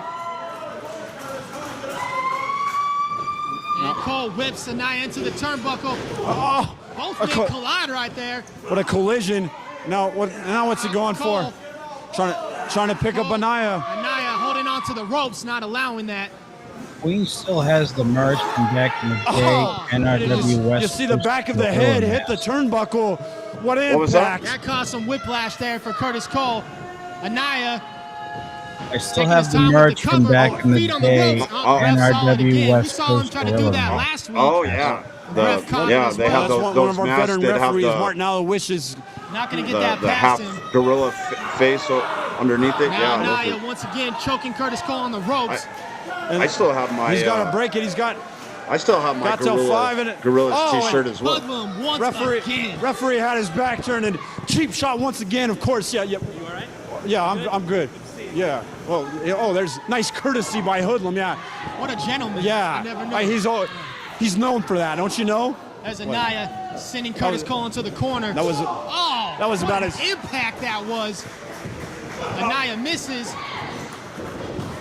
And Curtis Cole. Sending Cole Anaya reeling. Putting Curtis his whole Cole body on at trying to- risk. Off the ropes. duck under. There's the athleticism. Oh, and a sidewalk slam by Curtis That could Cole. be it. Curtis Cole pin him. Oh, he didn't go for the pin. A rookie mistake there, I believe. Maybe he just thinks he needs more to pin the NRW Well, Charge going to the champion. top. Oh, wait a minute. There's Hoodlum once again making his presence felt. Oh, and there's a big shot. Referee trying to get Hoodlum off his. And now Curtis Cole drops onto the ring. Enormous shot there by Anaya when the ref had his back turned dealing with Hoodlum. And this is why it's so difficult to defeat the Left Coast Gorillas. It's always like this. It's a great point, Lucas. We always see some sort of interference or distractions from the outside. Looks like Anaya could be going for annihilation. No. Oh, what a counter there by Cole. Oh, Rolls him he's up. got him. 2, 3. Oh, he won. He beat him. Curtis Cole, he's the winner. And still undefeated. At the time, that was a huge upset. Yeah. I was can't What say a that counter now, there but by Curtis Cole, who Yeah, got no. that roll up for the 3 count. Well, I don't think The Left Coast Gorillas are we could stunned right predict now. back then that these two And now would Anaya have the tries to careers that charge. they've had. And he Right in front was of us. able. yeah, He was Anaya's able to right take up out there both too. Gorillas. Oh, he'll be a Hall of Famer someday, Keeping no his doubt about it. undefeated streak intact. What a victory. What an upset. It was huge. And he rolls on to 7-0. We've got more action. Coming up, we got Tyler Stinson versus Royce Isaacs of the Upgrades. Looking forward to that match. We'll be right back. This is when we really started to get some talent. You look at all these big, these big time talents that we've seen. I mean, look, we started off with Dustin Yurt before he was the Vulture. Now we got Royce Isaacs and Tyler Stinson. So much talent back then. Oh, we got some more Nikki Chase action here. With one half of the balance, Tyler Stinson. Tyler, we were conducting an interview last week when the Upgrades ruthlessly attacked you and your partner, Stephen Ashburn. Now, we've since learned that Stephen is suffering from a concussion. Can you tell us any time about when he'll be back? He's going to be back soon. That's all I know. I haven't heard a lot, but he's a tough dude, and he'll be back sooner than later. I can promise you that. But he's certainly not in the building tonight, is that correct? No, he was not medically cleared, so I'm riding solo tonight. Well, speaking of tonight, you are set to go one-on-one against one half of the Upgrades, Royce Isaacs. Now, Cody Devine is surely to be in his corner. Tell me, what's going through your mind as you're preparing for this match? The Upgrades, Royce Isaac and Cody Devine, I see what they're doing. I see the game they're playing. They're trying to take one of us out and then take the other one out. Take us both out, But I see the numbers game, but boys, I don't play games. Okay.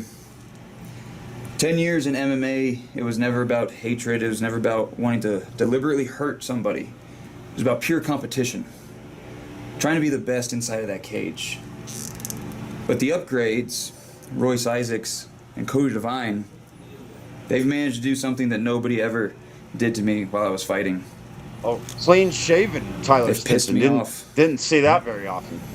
You see, I would step in that cage, and I would be able to flip a switch on and become the most violent, dangerous animal you've ever seen. As soon as that final bell rang, I was able to flip that switch back off. So I've got 2 questions for the Upgrades. Royce Isaacs, Cody Devine. What's going to happen when I put my shin through your face? Because if that happens, it's over. And my last question is, what's going to happen when I can't turn that switch back off? I'll tell you what's going to be. It's going to be very violent. Trust me. Ladies and gentlemen, the following contest is set for one fall. First, making his way to the ring from Winfield, Kansas, he is one half of the NRW Tag Team Champions. Please welcome, weighing in at 210 pounds, Tyler, the Evolution Stinson! Well, this is a side of Tyler Stinson that we don't see very often. A very pissed off, a very motivated Tyler Stinson. He, usually he's been having some fun, but after that attack last week by the Upgrades, well, he's focused, and you don't want to piss off someone like Tyler Stinson. And his opponent, making his way to the ring, hailing from Las Vegas, Colorado, weighing in at 240 pounds. He is one half of the upgrade. Please welcome to the ring, Royce Isaac. Last week we saw a tag team. Joining us on commentary, Mercury Yaden. It's an honor to have you on with us. How's it going, guys? Well, I haven't seen you for a while. You've been busy with other things, and if one team that's been busy is the Balance, trying to thwart off the Upgrades. The Upgrades made a statement last week by attacking the Balance. What are your thoughts on that, Mercury? Well, wait a minute. Oh my gosh, a minute, big drop kick there to start things off. Wow. That was on the money. Well, I made a statement earlier that wow. Huge kick by Tyler Stinson. This is a different side of Tyler Stinson than we've seen in past months. A very, very aggressive Tyler Stinson. Stinson. Not playing around anymore. Gets the cover here. Quick cover there by Stinson, and it's a 2 count. So interesting, we see Cody Devine out with Royce Isaacs, but Steven Ashburn is not out with Tyler Stinson. Not today. Cody Devine thinks he's pretty smart, but that cost him right there. Did you see that? He was able to do a Pele kick from the floor onto the ring. Tyler Stinson taking it to the upgrades cover. And just a 1 count. I have never seen Tyler Stinson this aggressive, this focused. And it just, I don't know, maybe. And he misses this one. And he tumbles out to the outside.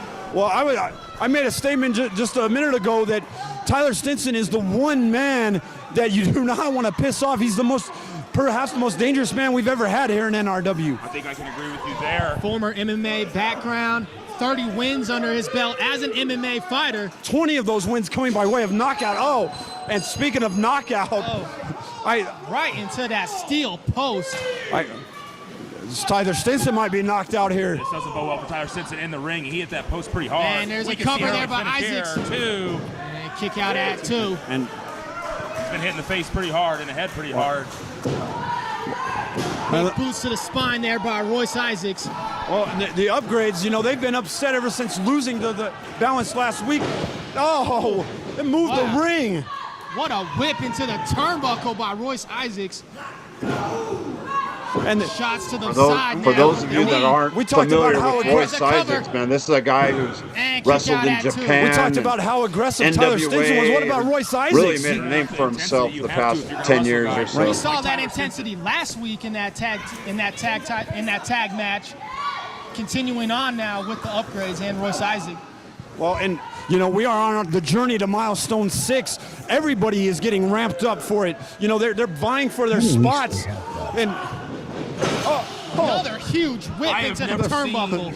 I've never seen anybody hit the buckles as well. And there's a cover. 2. And kick out at 2. Royce Isaacs is more aggressive and displaying more strength than I've ever seen, and he always displays a lot of that. So what's crazy is he's in even better shape now than he was back then, and look how great he looks back then. Both of these teams that we haven't seen. A couple knees to the head by Stinson to get out of that suplex attempt. He's bigger now.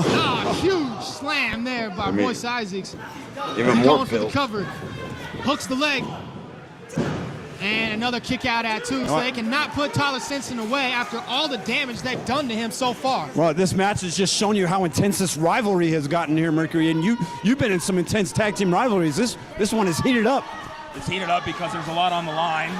And when you're facing champions like Tyler Stinson and Steven Ashburn, you already know you have to elevate your level. And Royce Isaac is showing right now that he is in the same league, that he belongs in the same conversation. Next week in episode 94, we have a couple of debuts. And right back into the turnbuckles. Yeah, there's a lot of debuts coming up. Has enough wherewithal. Covered by Isaacs, and another kick out at 2. Vicious whips into those turnbuckles there by Royce Isaacs.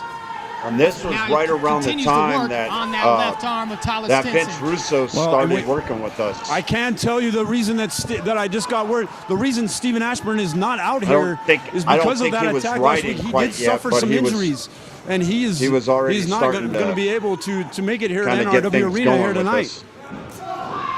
There's a big kick Looks like See we what still got a leg of Royce few more Isaacs. weeks before milestone 6. Royce Isaacs reverse is not able to put much behind it.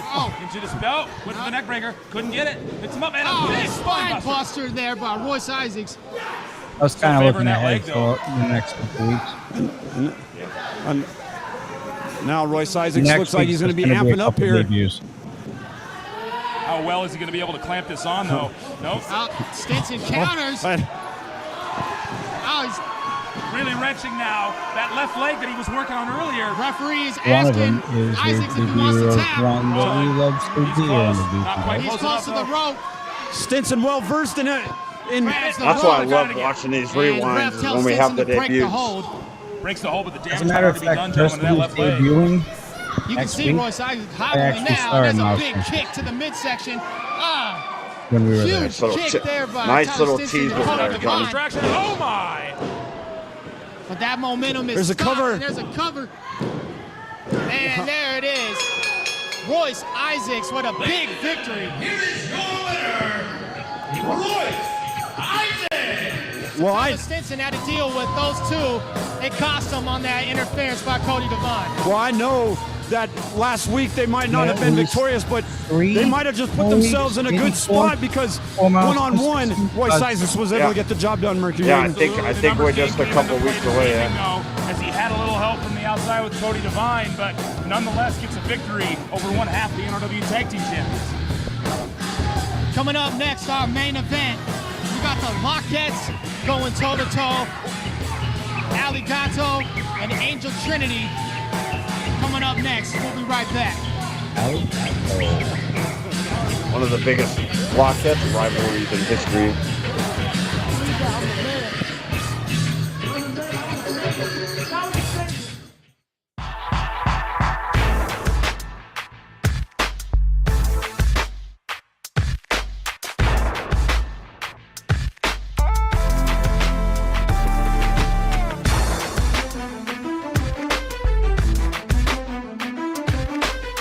Sorry, I meant to fast forward this. I'm not really sure. I haven't thought that far ahead.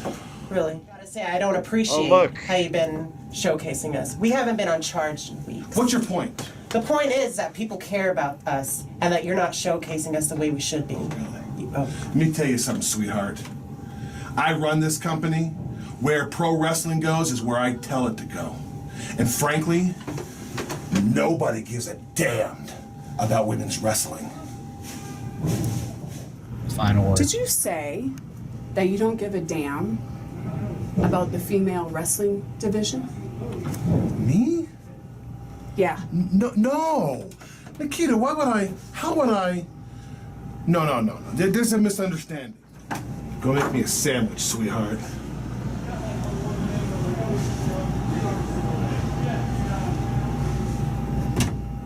What did you just say? But let me put something into perspective. I'm not scared of you. I've worked for Vince McMahon. I've had plenty of people try to press me under their thumb as I made my own way in this business. And if you think you are gonna stop a female division for me and my four sisters, think again. I don't think you know who you're messing with. Get the hell! Fantastic. Yeah, that's very satisfying. Whoa. Slow your roll. Do not touch me. Okay. Do not touch me. Nobody's touching you. I think you might want to get out of my way. It felt real good slapping the taste out of your mouth. But here's the problem, Titus. I'm itching for a little bit more. Come milestone 6, I'm issuing you this challenge. You versus me. And the best part about that, Titus, is I'm gonna make you my bitch. For one call. Yes, and he it's is. a Lockets Yes, he match. is. Introducing first, Angel. And look, it's amazing. We have women's wrestling now. Yeah. Yeah. And right now, The Well, Lockheads it's division that time is once again, as John strong Madden. as It's it's ever main been. event time, and this is the first time in a long time that we've seen our NRW Lockheads champion, perhaps she's the most dominant champion that we've ever had in NRW in any division, Angel Trinity, and well, thanks to Titus Machiavelli, I don't think she's been on a show for a long time because of Titus Machiavelli. Pretty cool to see the Lockheads in the main event. It shows how far that division has come. And her opponent.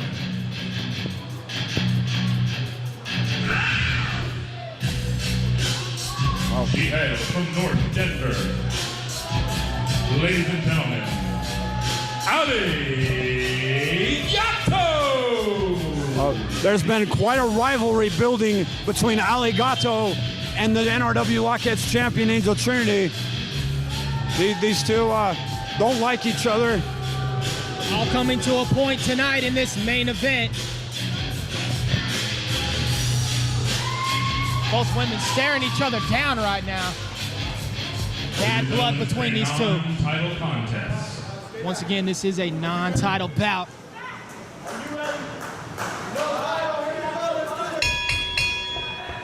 Aligato can make a huge statement tonight with the victory over Angel Trinity. And they lock up in the center of the ring. Headlock there by Angel Trinity. You got to wonder if our CEO, Titus Machiavelli, is watching this matchup. He's kind of made some controversy saying that no one cares about the Lockheads, which cover there, just kick out at one. Which angered the queen bee of NRW, Nikita LaFleur. And Angel Trinity, there's a pin at just a 2 count there. A couple quick pins by Angel Trinity so far. She is now working on that left arm of Aligato. Both of these young women are products of the Mercury Pro Wrestling Academy.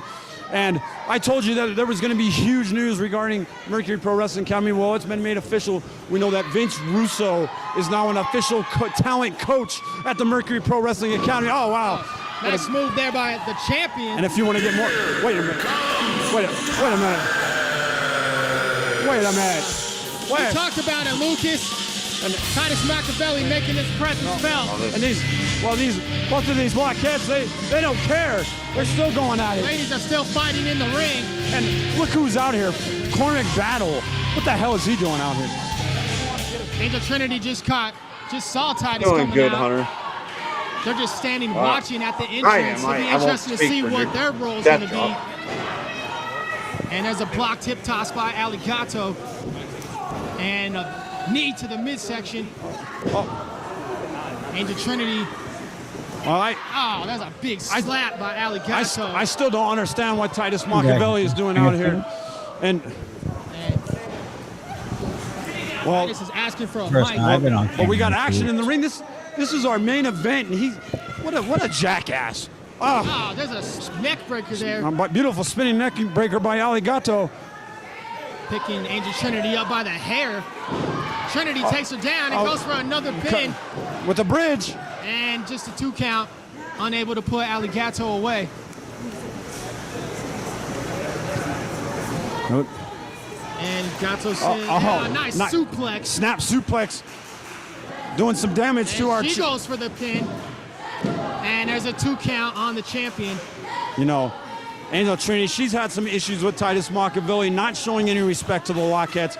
Well, and he definitely isn't showing any respect right now, is coming out here, distracting everyone from this tremendous matchup.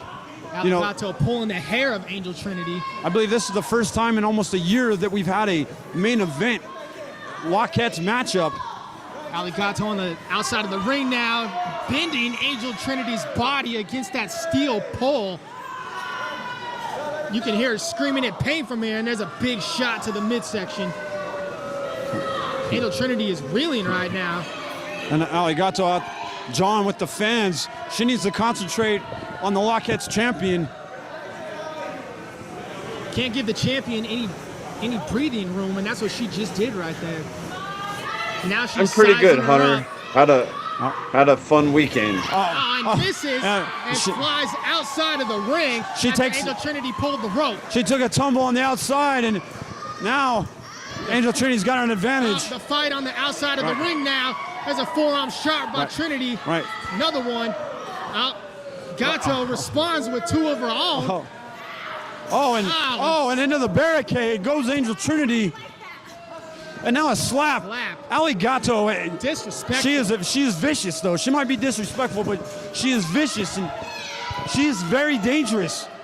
Now she looks like she's choking her against the She might be Angel Trinity's most dangerous opponent that she's ever had. It's definitely her biggest rivalry.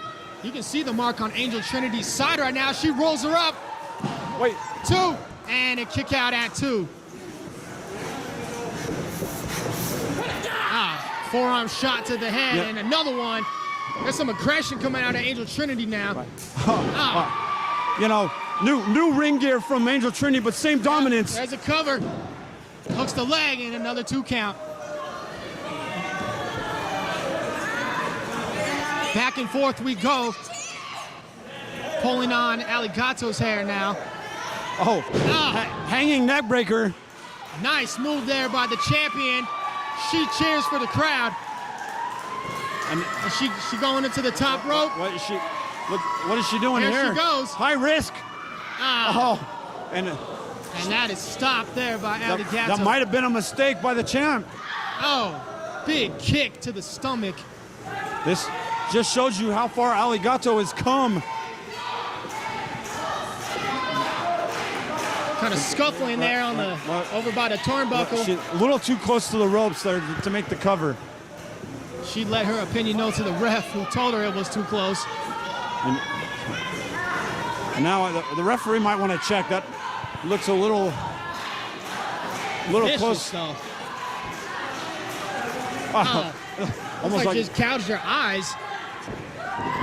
There's a takedown by Trinity and a big kick to the spine.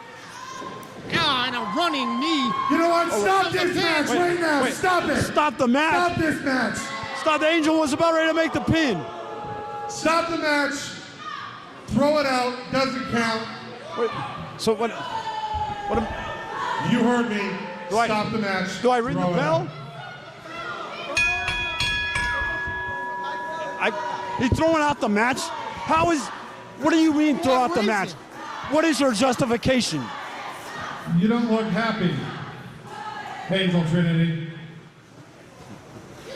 Kitty Cat, Gato, nobody cares. What Fans of the NRW. Nobody seemed to be happy. A lot of confusion. Look at who we have here. We got the trophy case in chat. How does her hand taste? Hey, yeah, you made your on-air debut on this show. Nikita, you slapped me across the face. I wonder if he has some makeup on to cover up that red mark right now. It wouldn't help.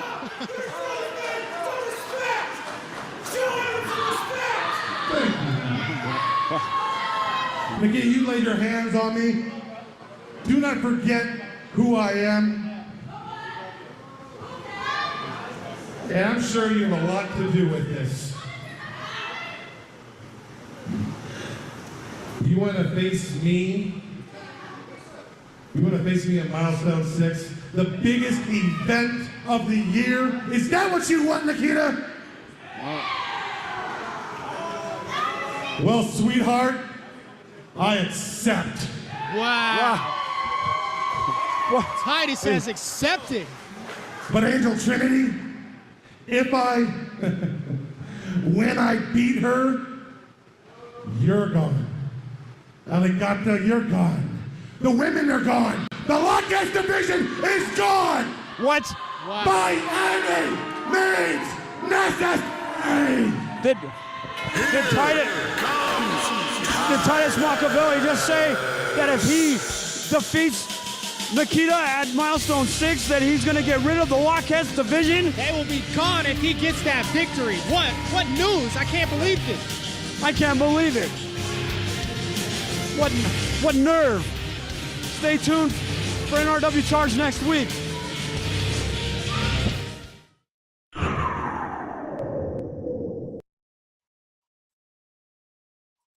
So yeah, your main event for milestone 6 is set. Yeah, I said it. Main event. We've heard about this main event so many times. Yeah, I bet. So many times. And to think we're about weeks away from having to watch it. You know what? For old time's sake.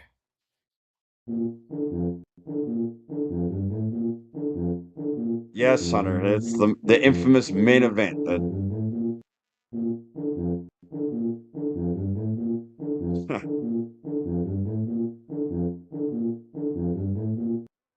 That was an Yeah, accident. That wasn't supposed to play twice, but Nikki Chase has heard of Nikita. Oh yeah. Plenty of times, I'm sure. She met Nikita. She knows all about Nikita.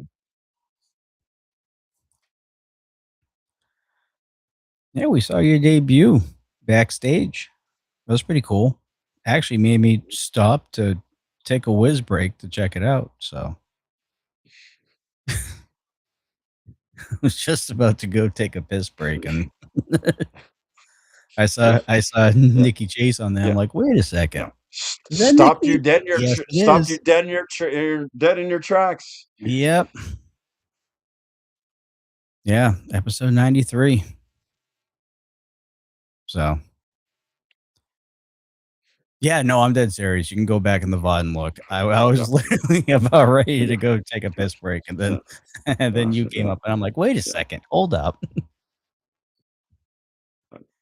I told everybody that you were you were a colleague of mine that started doing interviews. Yeah, you were Chelsea Evans back then. Yeah. Which, by the way,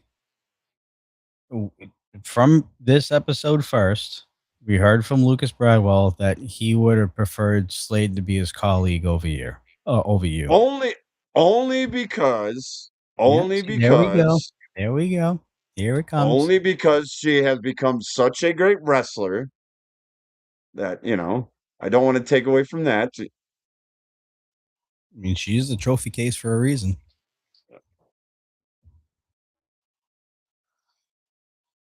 Yeah, how dare you, Lucas? I said she did a good job of doing interviews. You're putting words in my mouth once again. She was That very sounds good. pretty good. It sounds pretty good. Yeah. All right. Lucas, this would be the time of the show where we get to talk about some good things happening in Rocky Mountain Pro. I'm sorry. Sorry, Lucas. You're gonna have to deal with that next show. I said I would rather have Slade do interviews now so we can see Nikki wrestle. That's not what you said. That is not what you said. I posed a question. I posed a question. This is exactly how it went down in my quotes. All right. I said, now given that we saw Nikki Chase's debut on episode 93, which back then was Chelsea Evans, would you prefer to be partnered as a journalist with Chelsea Evans or Slade? And he straight up, we have witnesses here that said I Slade. hemmed and hawed about it. I thought about it for like 5 minutes. You forced me to give an answer. So Yeah, because at that point, the hashtag I hate women or Lucas hates women was going to be in full effect if you didn't answer. That is because that is a bunch of bullcrap. They both have done a great job. I did not put that hashtag into place. Well, you definitely didn't do it. You didn't do any. That was actually specifically Sonny Flores that started that hashtag. You fueled the fire, though. You didn't do anything to quell it. It was an opportunity, and it was a legit question. If Nikki Chase was a journalist right now, would you prefer Nikki Chase or Slade? Well, I can't. If she was in the trophy case, currently, right now, would you prefer Nikki Chase over Slade? And you said Slade. Why do you do this? Why? Do what? Do what? You're I was asking a question. putting me in an impossible I was being situation. a journalist, sir. And you're being an instigator is what you're being. Being a Not a journalist, asking the yeah, tough that questions. that's Sometimes you get well, tough questions. yeah, I Just guess. saying. Just saying. Yeah.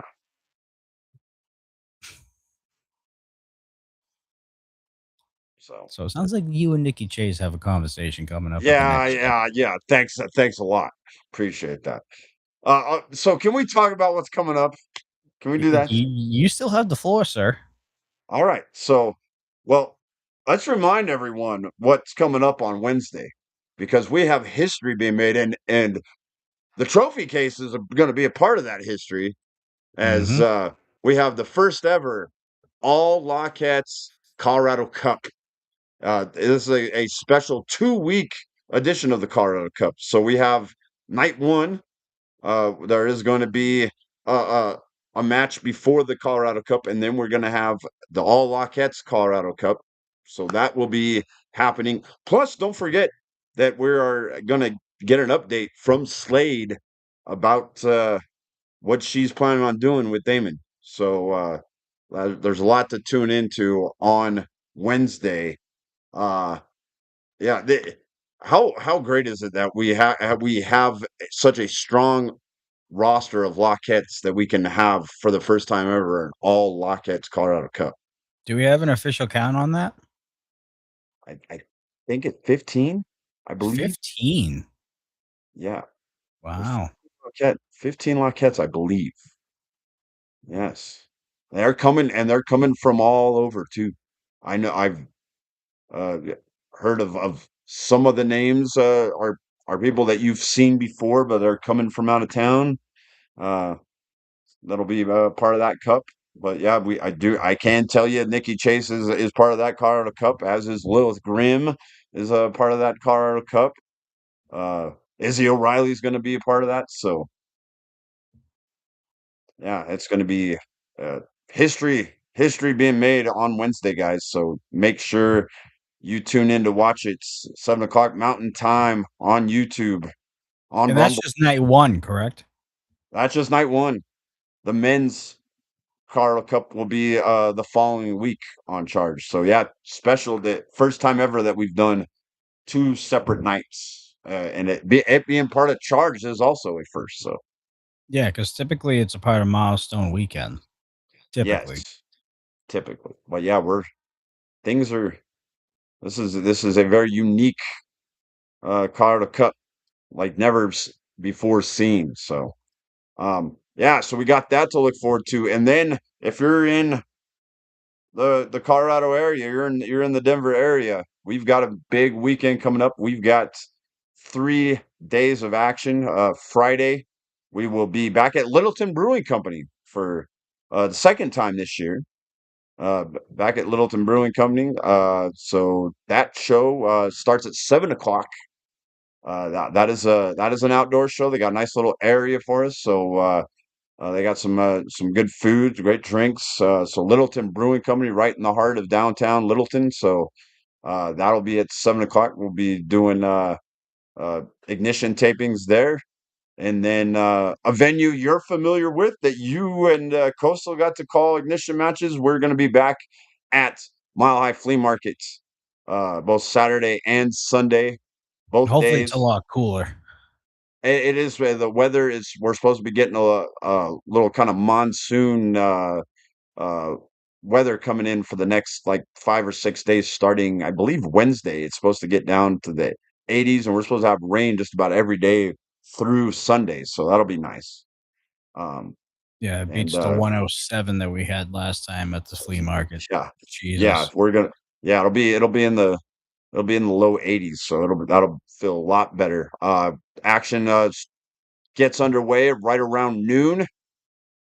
So remember, and that event is free with admission. So you pay for admission to the one of the largest outdoor flea markets in the world, and get to have fun there, and then watch some great wrestling. So uh, full weekend, guys, of action. It's a very interesting place. That was my first time going to Mile High when we were there. I will say, very interesting place. It's fun. It's a different atmosphere, Oh, for sure, it's a different different collection of atmosphere. all kinds of people. They have a good time, and yeah. So as always, Rocky Mountain Pro always has something going on. Well, you guys are getting close to the end of the busy season. We're about a couple Oh, months away from that. yeah, we go hard until about the end of October.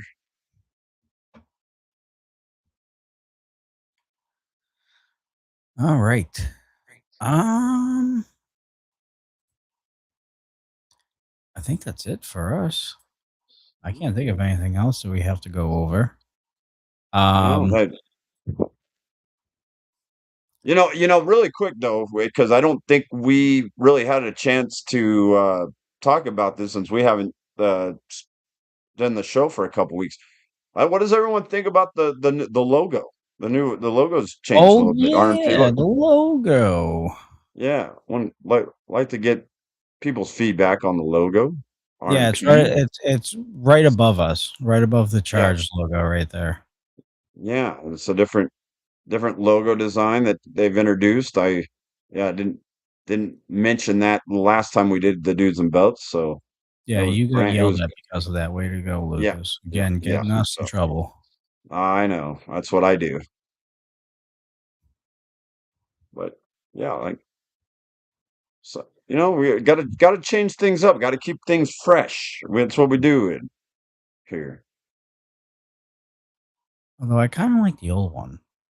Do you? I'll be that guy. I don't know. I'm getting I'm just, you are I'm just not used to you're it yet. I'm just not used to it yet. you're one of those guys. You don't like a lot of change. Change gets you kind of riled up. Yeah, a little bit. Yeah. No, Yeah, yeah. you're not wrong. No, I mean, You're I a creature I of can habit. definitely get used to this one for sure, Yeah, yeah, but yeah. I like it. It's got a still, little still got some it's got a growing. sleek design. Yeah.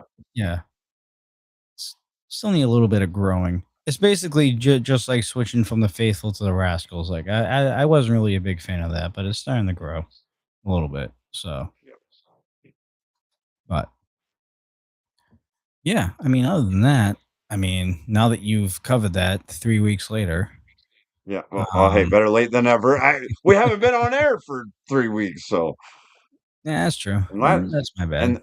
and that was the first week that we had it introduced. We had just introduced it the week before that. So Yeah, it was right after Milestone. I think it's when it got yeah, yeah, introduced, right? The first Charge yeah, episode or whatever.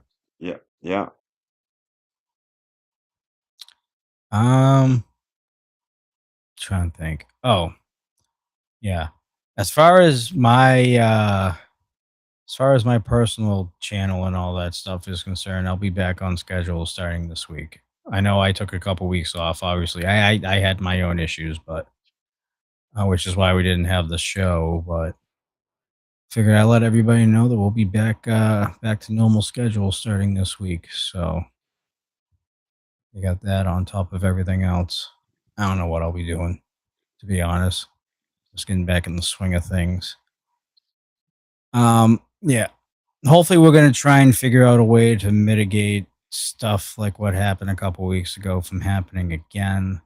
I will be in talk with a couple people to see if we can't get the show constantly going if I have anything going on in my life. Because without me, I mean, it's a one man show when it comes to running the Yeah, show. because you're the only one out of us three that knows what the hell they're doing.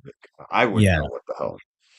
So there'll be some conversations, I'm sure. I'm gonna reach out to a couple people to see if we can set some up for a backup plan just in case stuff like what happened a couple weeks ago happens again, which it could very well. I mean, such is life. You know what I mean? But as of right now, we're going strong until Labor Day weekend, and then that's when we're probably going to hit another road bump because I will be at my brother's wedding. So 4 weeks from now, one, two, It's three. Yep. crazy. We're just a few weeks away from Labor Day and Yeah. football season. It's crazy. Yeah. How about them Red Sox, huh? Fucking changed our summer around up here for sure. No, they were That's dead. where, They were dead in the water. They were dead in the water 2 months ago. and now we're almost tied with the Yankees. I don't even know what the score was today. If they, I know they played today. I didn't catch the score, but I know we lost last night. That broke our 9-game winning streak after the 15-game winning streak that we were just on. So you guys have won 24 of the last 25 games? 30, 36, and 6. 36 and 6 in the last 42. Wow. Yes. Yes. It's been a historical turnaround that has never been That's seen. Oh, we that, lost again today, so now we're on a 2-game losing streak against the Athletics. that's like reminiscent of the 2009 Rockies when they went on their Yeah, run they to were the World Series. Yeah, well because that's the manager was our interim manager right now is his son, Tracy. it's oh Yes. it's Jim Tracy's son, huh? Yes. Wow. I Yeah. did not know that.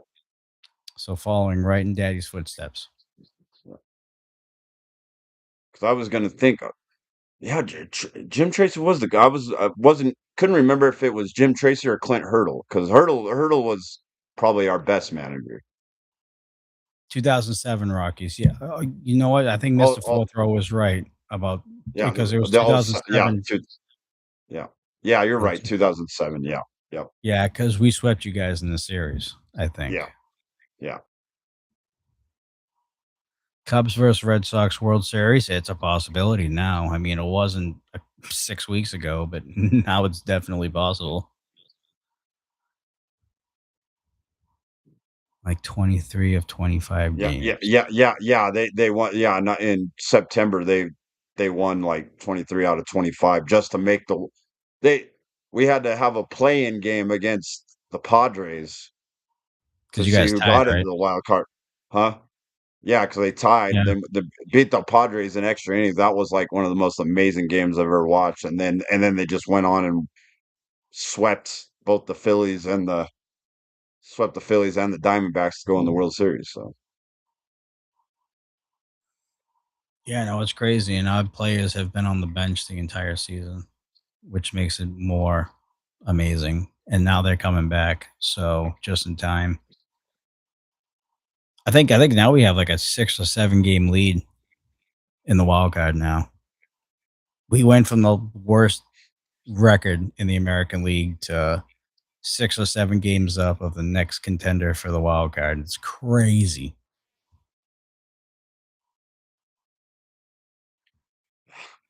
Baseball, you never know, man. You never know. And then we got football coming up. You just mentioned that. Training camps in full swing. yeah, our Broncos are looking good.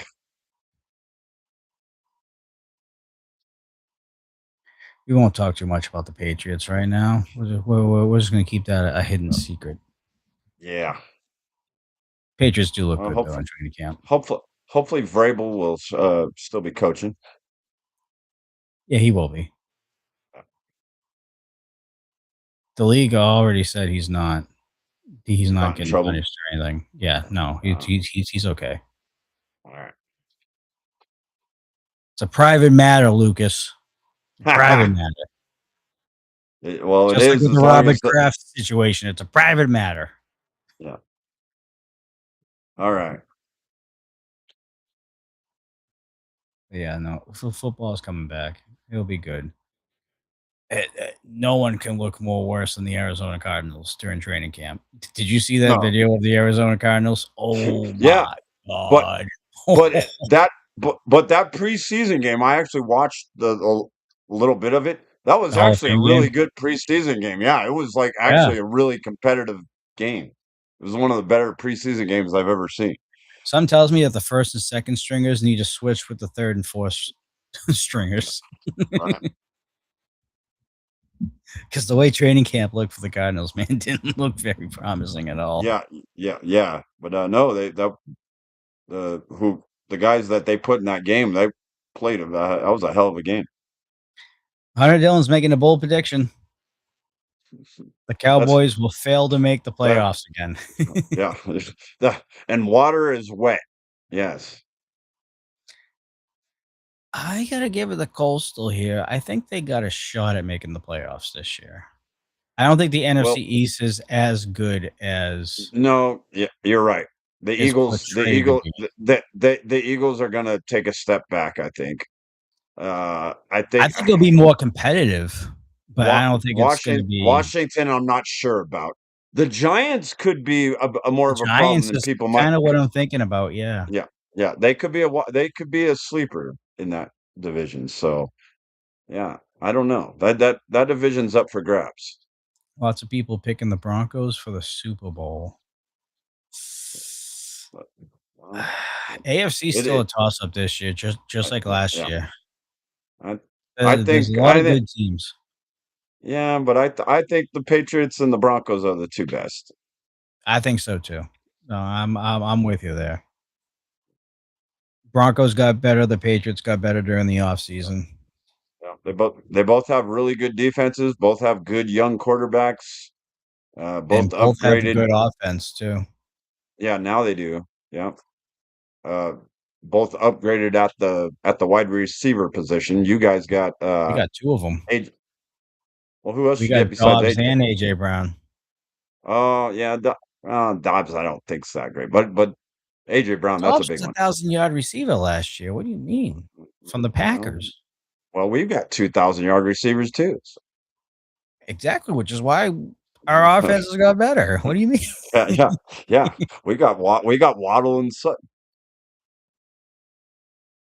Should be very competitive. I don't think Kansas City's gonna make the playoffs. If they do it, they're a wild card team. Yeah, yeah. Well, they lost a bunch of their key defensive backs. So yeah, I don't know. We'll see. Sprouty says Detroit Lions. That Detroit. NFC North's gonna be pretty competitive. Yeah, the Lions are good, and Remy D would be very happy with you, Sprouty. Yes. Yeah. I mean, the AFC East it's basically a 2-team race between the Bills and Patriots. AFC North might be the most competitive division in the league this year. Yeah, everybody but the Browns have a chance in that one. Yes. AFC South is 2 Is teams pretty two between teams. Texans and Jacksonville. Jacksonville. I give them the little bit of an edge, but In the AFC West, you got the Chiefs, the Chargers, and that think, and the Broncos. So that one actually could be pretty competitive too. yeah, And then NFC North, Lions, Packers, Vikings that got better, and who am I missing? The Bears. Oh yeah, that division is going to be pretty good. NFC East, I think it's a 2-team race, maybe 3-team, depending on if Washington and the Giants can get their act together. One of those teams are going to get their act together this year. NFC South is the NFC South. That's basically the worst it's a division in crap. football. I'm going out on a limb though, and I'm going to say that the Saints are going to be a lot better than people think, and the Saints are going to take that division. If Baker Mayfield didn't start a lot of stuff, I would have picked the Bucks. Yeah, but that Tyler Shook of the Saints. He's got something. You watch. They're going to be a surprise team this year. I think the NFC South will again have a team on the playoffs with a losing record. That's my opinion. Yeah, I think the Saints will win 10 games. You think so? Yeah, they'll go 10-7. And then the NFC West. That's a 3-team race. They're going to beat the hell out of one another. Race. Yeah. Well, no, you got I think the Rams will go above all of them. You got the champs though. Seattle's good, man. Yeah, we get those on a Thursday night. Fucking first game of the season, Seattle and Patriots. Yeah. I know. We've got good football almost every night of the week because you got that game, and then you got Sunday night game is I think Cowboys Giants. The Monday night game is Broncos Chiefs. Oh wow. Yeah. Yeah. It's a good lineup to start the season. How many times are you going overseas? I think we only got. I think we only got. No, you know what? I You don't think guys we not have going an overseas international. this year? I don't think so. No, I don't think we have an. Or ours is in Mexico. I don't think so. I don't think we're going. I know we're I not think going to. ours is either in We're not London or going to London. Germany or something like that. Yeah, I don't think we have an overseas game this year. We have a lot of. I know we've got a lot of Already says primetime games. England. Oh, we do have England. Oh, Sprouty, we do have England again. 'Cause we went to England last year. Maybe I guess maybe we do again. I'll have to look. But All I care about these days is college football and my Mountaineers. Pro football, as far as I'm concerned, is non-existent in my household. Well, you know what? To be honest, if I were to sit down and I was forced to watch a football game, I would watch college over the NFL any day of the week. Any day of the week. the problem with college now is it's basically It's turned into the they're NFL, basic basically. it's a yeah it's a feeders for I mean they're getting paid. These kids are transferring every damn year to a school that they if they don't like the coach or don't some they can just go and they need to have regulation because they're not honoring any agreements. They're agreeing to getting paid $2 million NIL money, and then they just go to the next school that'll pay them more. It's like there got to be some kind of contract, some kind of regulation to make them commit to a school for at least 2 years. That whole thing basically ruins college. But at the same Yeah. time, Alabama basically made that a thing.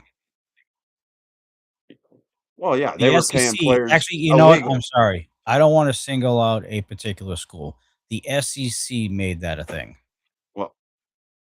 Well, we almost got to the point where the SEC was just going to be like the league for college football. Yeah. Where there wouldn't really be any need for any of these other conferences. It'd be maybe the SEC and the Big Ten, and that's it. Yeah. Because that's all that's shown on TV nowadays. But now you got the Pac-10, you got the ACC, you got all these other Yeah, but conferences. there's not very many good teams from the rest of those conferences. And part of it is the NIL's fault, and then part of it is just the the pedigree of these top end schools that are favored in football. That's where everybody wants to go to. They don't care about like a Boston College, or they don't care about like a West Virginia or a Virginia Tech or any one of these schools that has kind of fallen off the football track.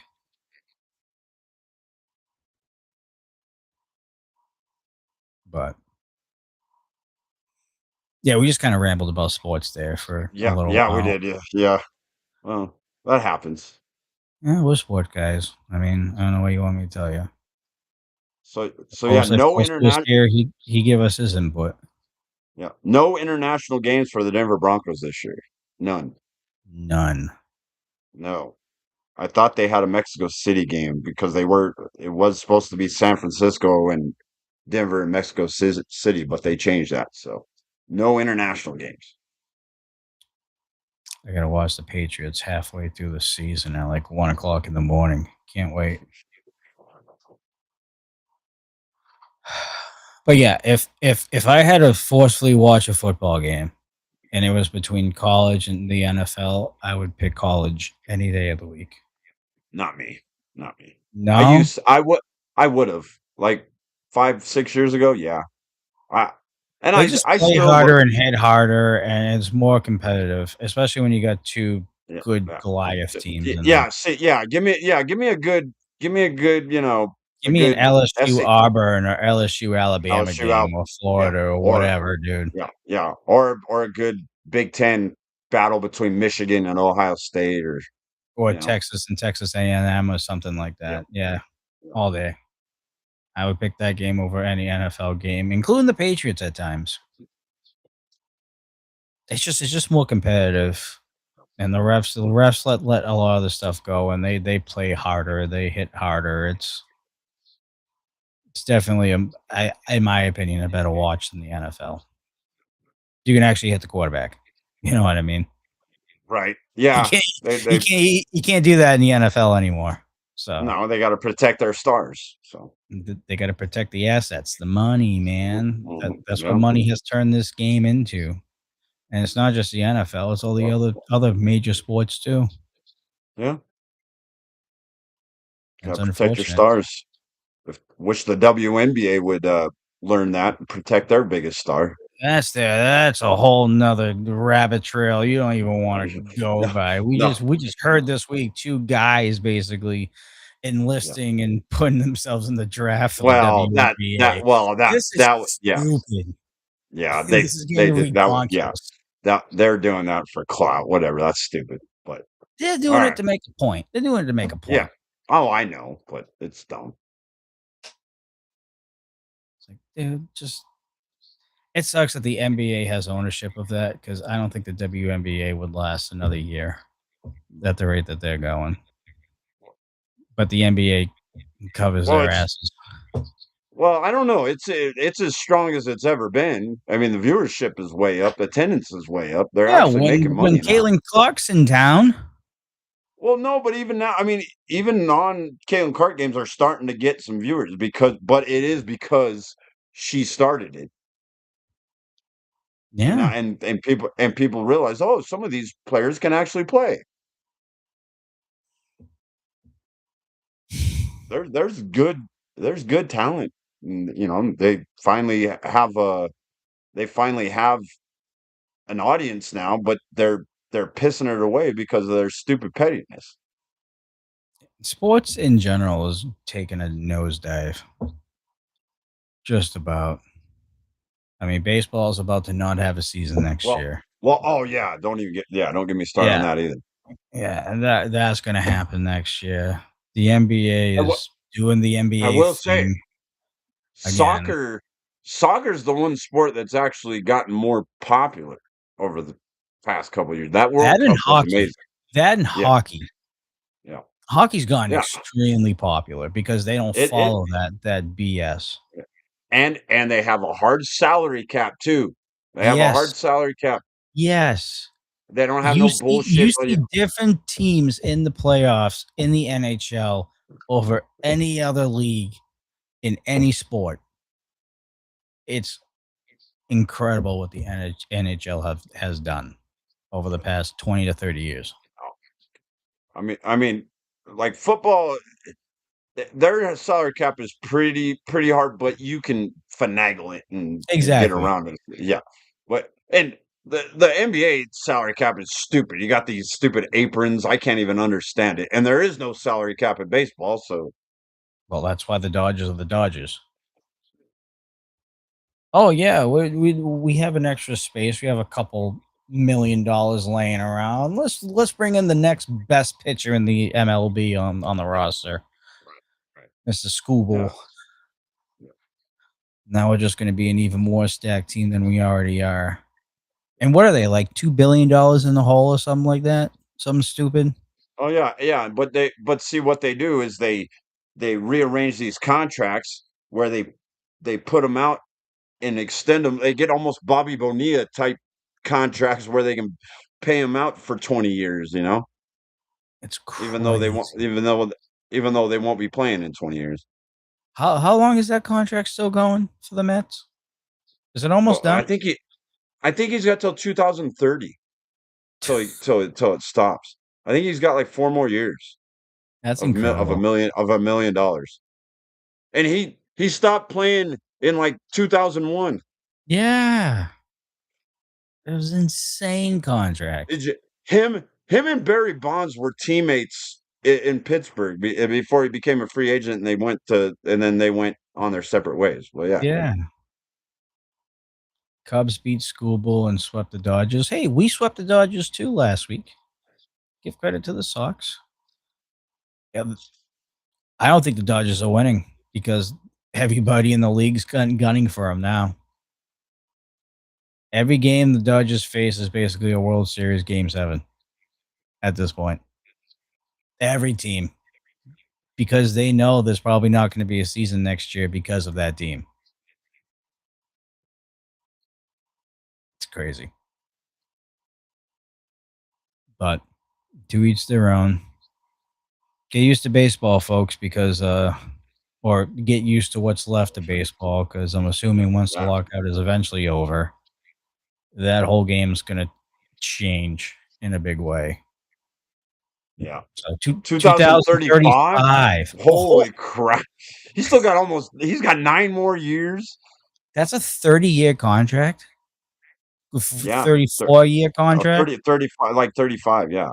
Because 2000 or 2000, well, yeah, he retired in like early 2000.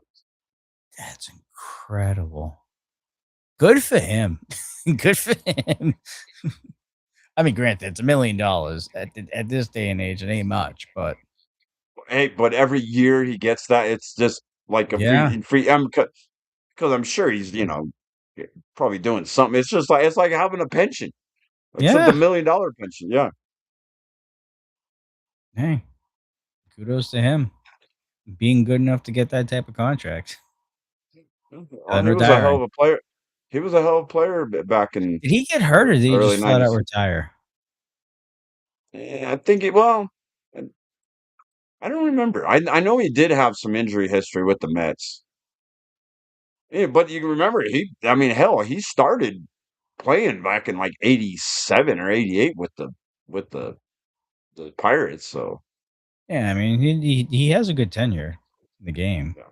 Yeah. It was like But 15 years or everybody, something. the only thing that they're gonna remember him by is this amazing contract, 1.2 million plus his MLB pension, approximately 300,000 a year. So he's making about $1.5 million per year. Yeah. And he's been making that for yeah, almost 25 years with not playing baseball. Not doing That's it. He wouldn't have to do anything. that's a pension. There you go. Yeah. Hunter goes hashtag blame the Dodgers. Well, should be a very interesting postseason. Should be fun. Yeah, I'll be watching. Maybe not for the Rockies, but Hey, they at least made some trades to try to get better for the future. They traded away some of their older players, got some decent prospects. They haven't done that for a long time. So kudos to Paul DePodesta for finally doing something. At least they're doing something different instead of the same old crap they've been doing for the last 20 years. are They they actually are they gonna win over 50 games? Oh yeah, they're already over. I think they're pretty close. I think they're at like 47 or 48 already. All right, so they're making That improvements already. they already beat last year's record already. So they're they're they're trying they're gonna threaten to get under 100 losses this year, which would be the first time in 4 years.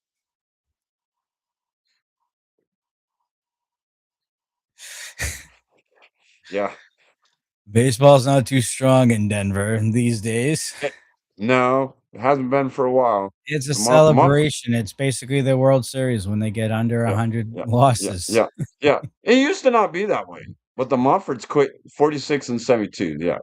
But Well, even that's a though lot that's better off, than they were last year. yeah, well, yeah, they only won 43 games last year.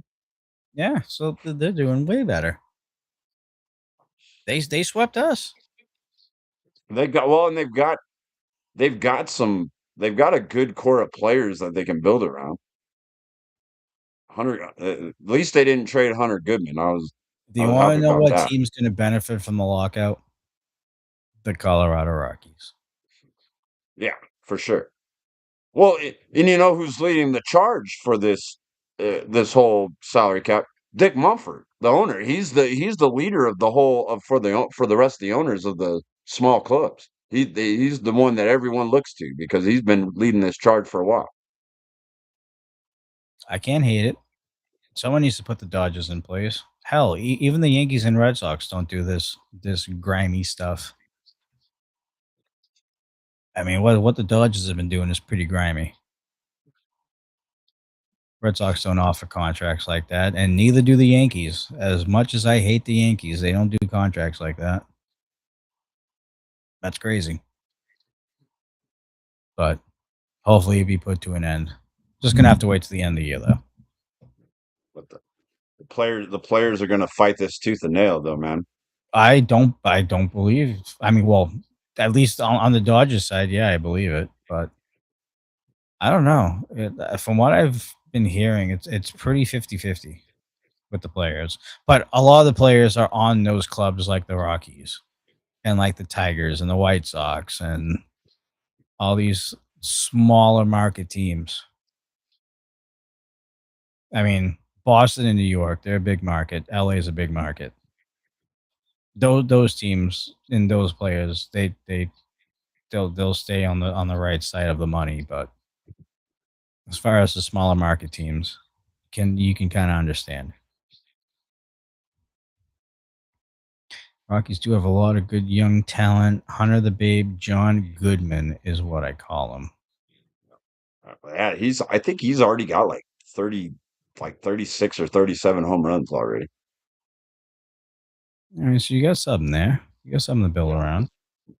I'm all for the Rockies to get better. I'll be honest. It felt bad sweeping them in 07. Oh yeah, I'm sure it did. Because they came out of nowhere, like you were talking about. Yeah. I like to side on the small market teams from time to time because I'm just so used to it up here in the bigger market. Yeah. All right, I think that's it for us, Lucas. All right. Yeah, I've blabbed enough about sports, so. I mean, I can go for hours if I wanted to about that, but we got to have a heart out at some point. All right, guys. So same time, same place next week, episode 511 coming at you. Again, for all you guys who watch me during the week, I will be back to my normal schedule this week. And yeah, we'll go from there. Colorado Cup, Marquettes is what we'll be talking about next week. So should be a great discussion. We'll have Coastal here. We're gonna grill the fuck out of Coastal about the Wake thing. I have it written down. Yeah, and wait till we don't know what big announcement's going to be made or what decisions are going to be made. So that's going to be even more fuel for the fire. Yep, I want to see Coastal defend. I dare him to defend because there's no defense. There's absolutely no defense for what happened this past episode. So, all right, guys, that is gonna be it for us today. Thank you, Lucas, for hanging out with me without Coastal. And Good show. We'll be back next week. As Sprouty. always, folks. See you later, Sprouty. See you later, Hunter. I'll probably see Hunter again Wednesday morning or whatever. As always, folks, for myself, John Deathrop, and Lucas Bradwell, we'll see you guys next week. As always, stay safe, stay classy. We'll see you on the next one.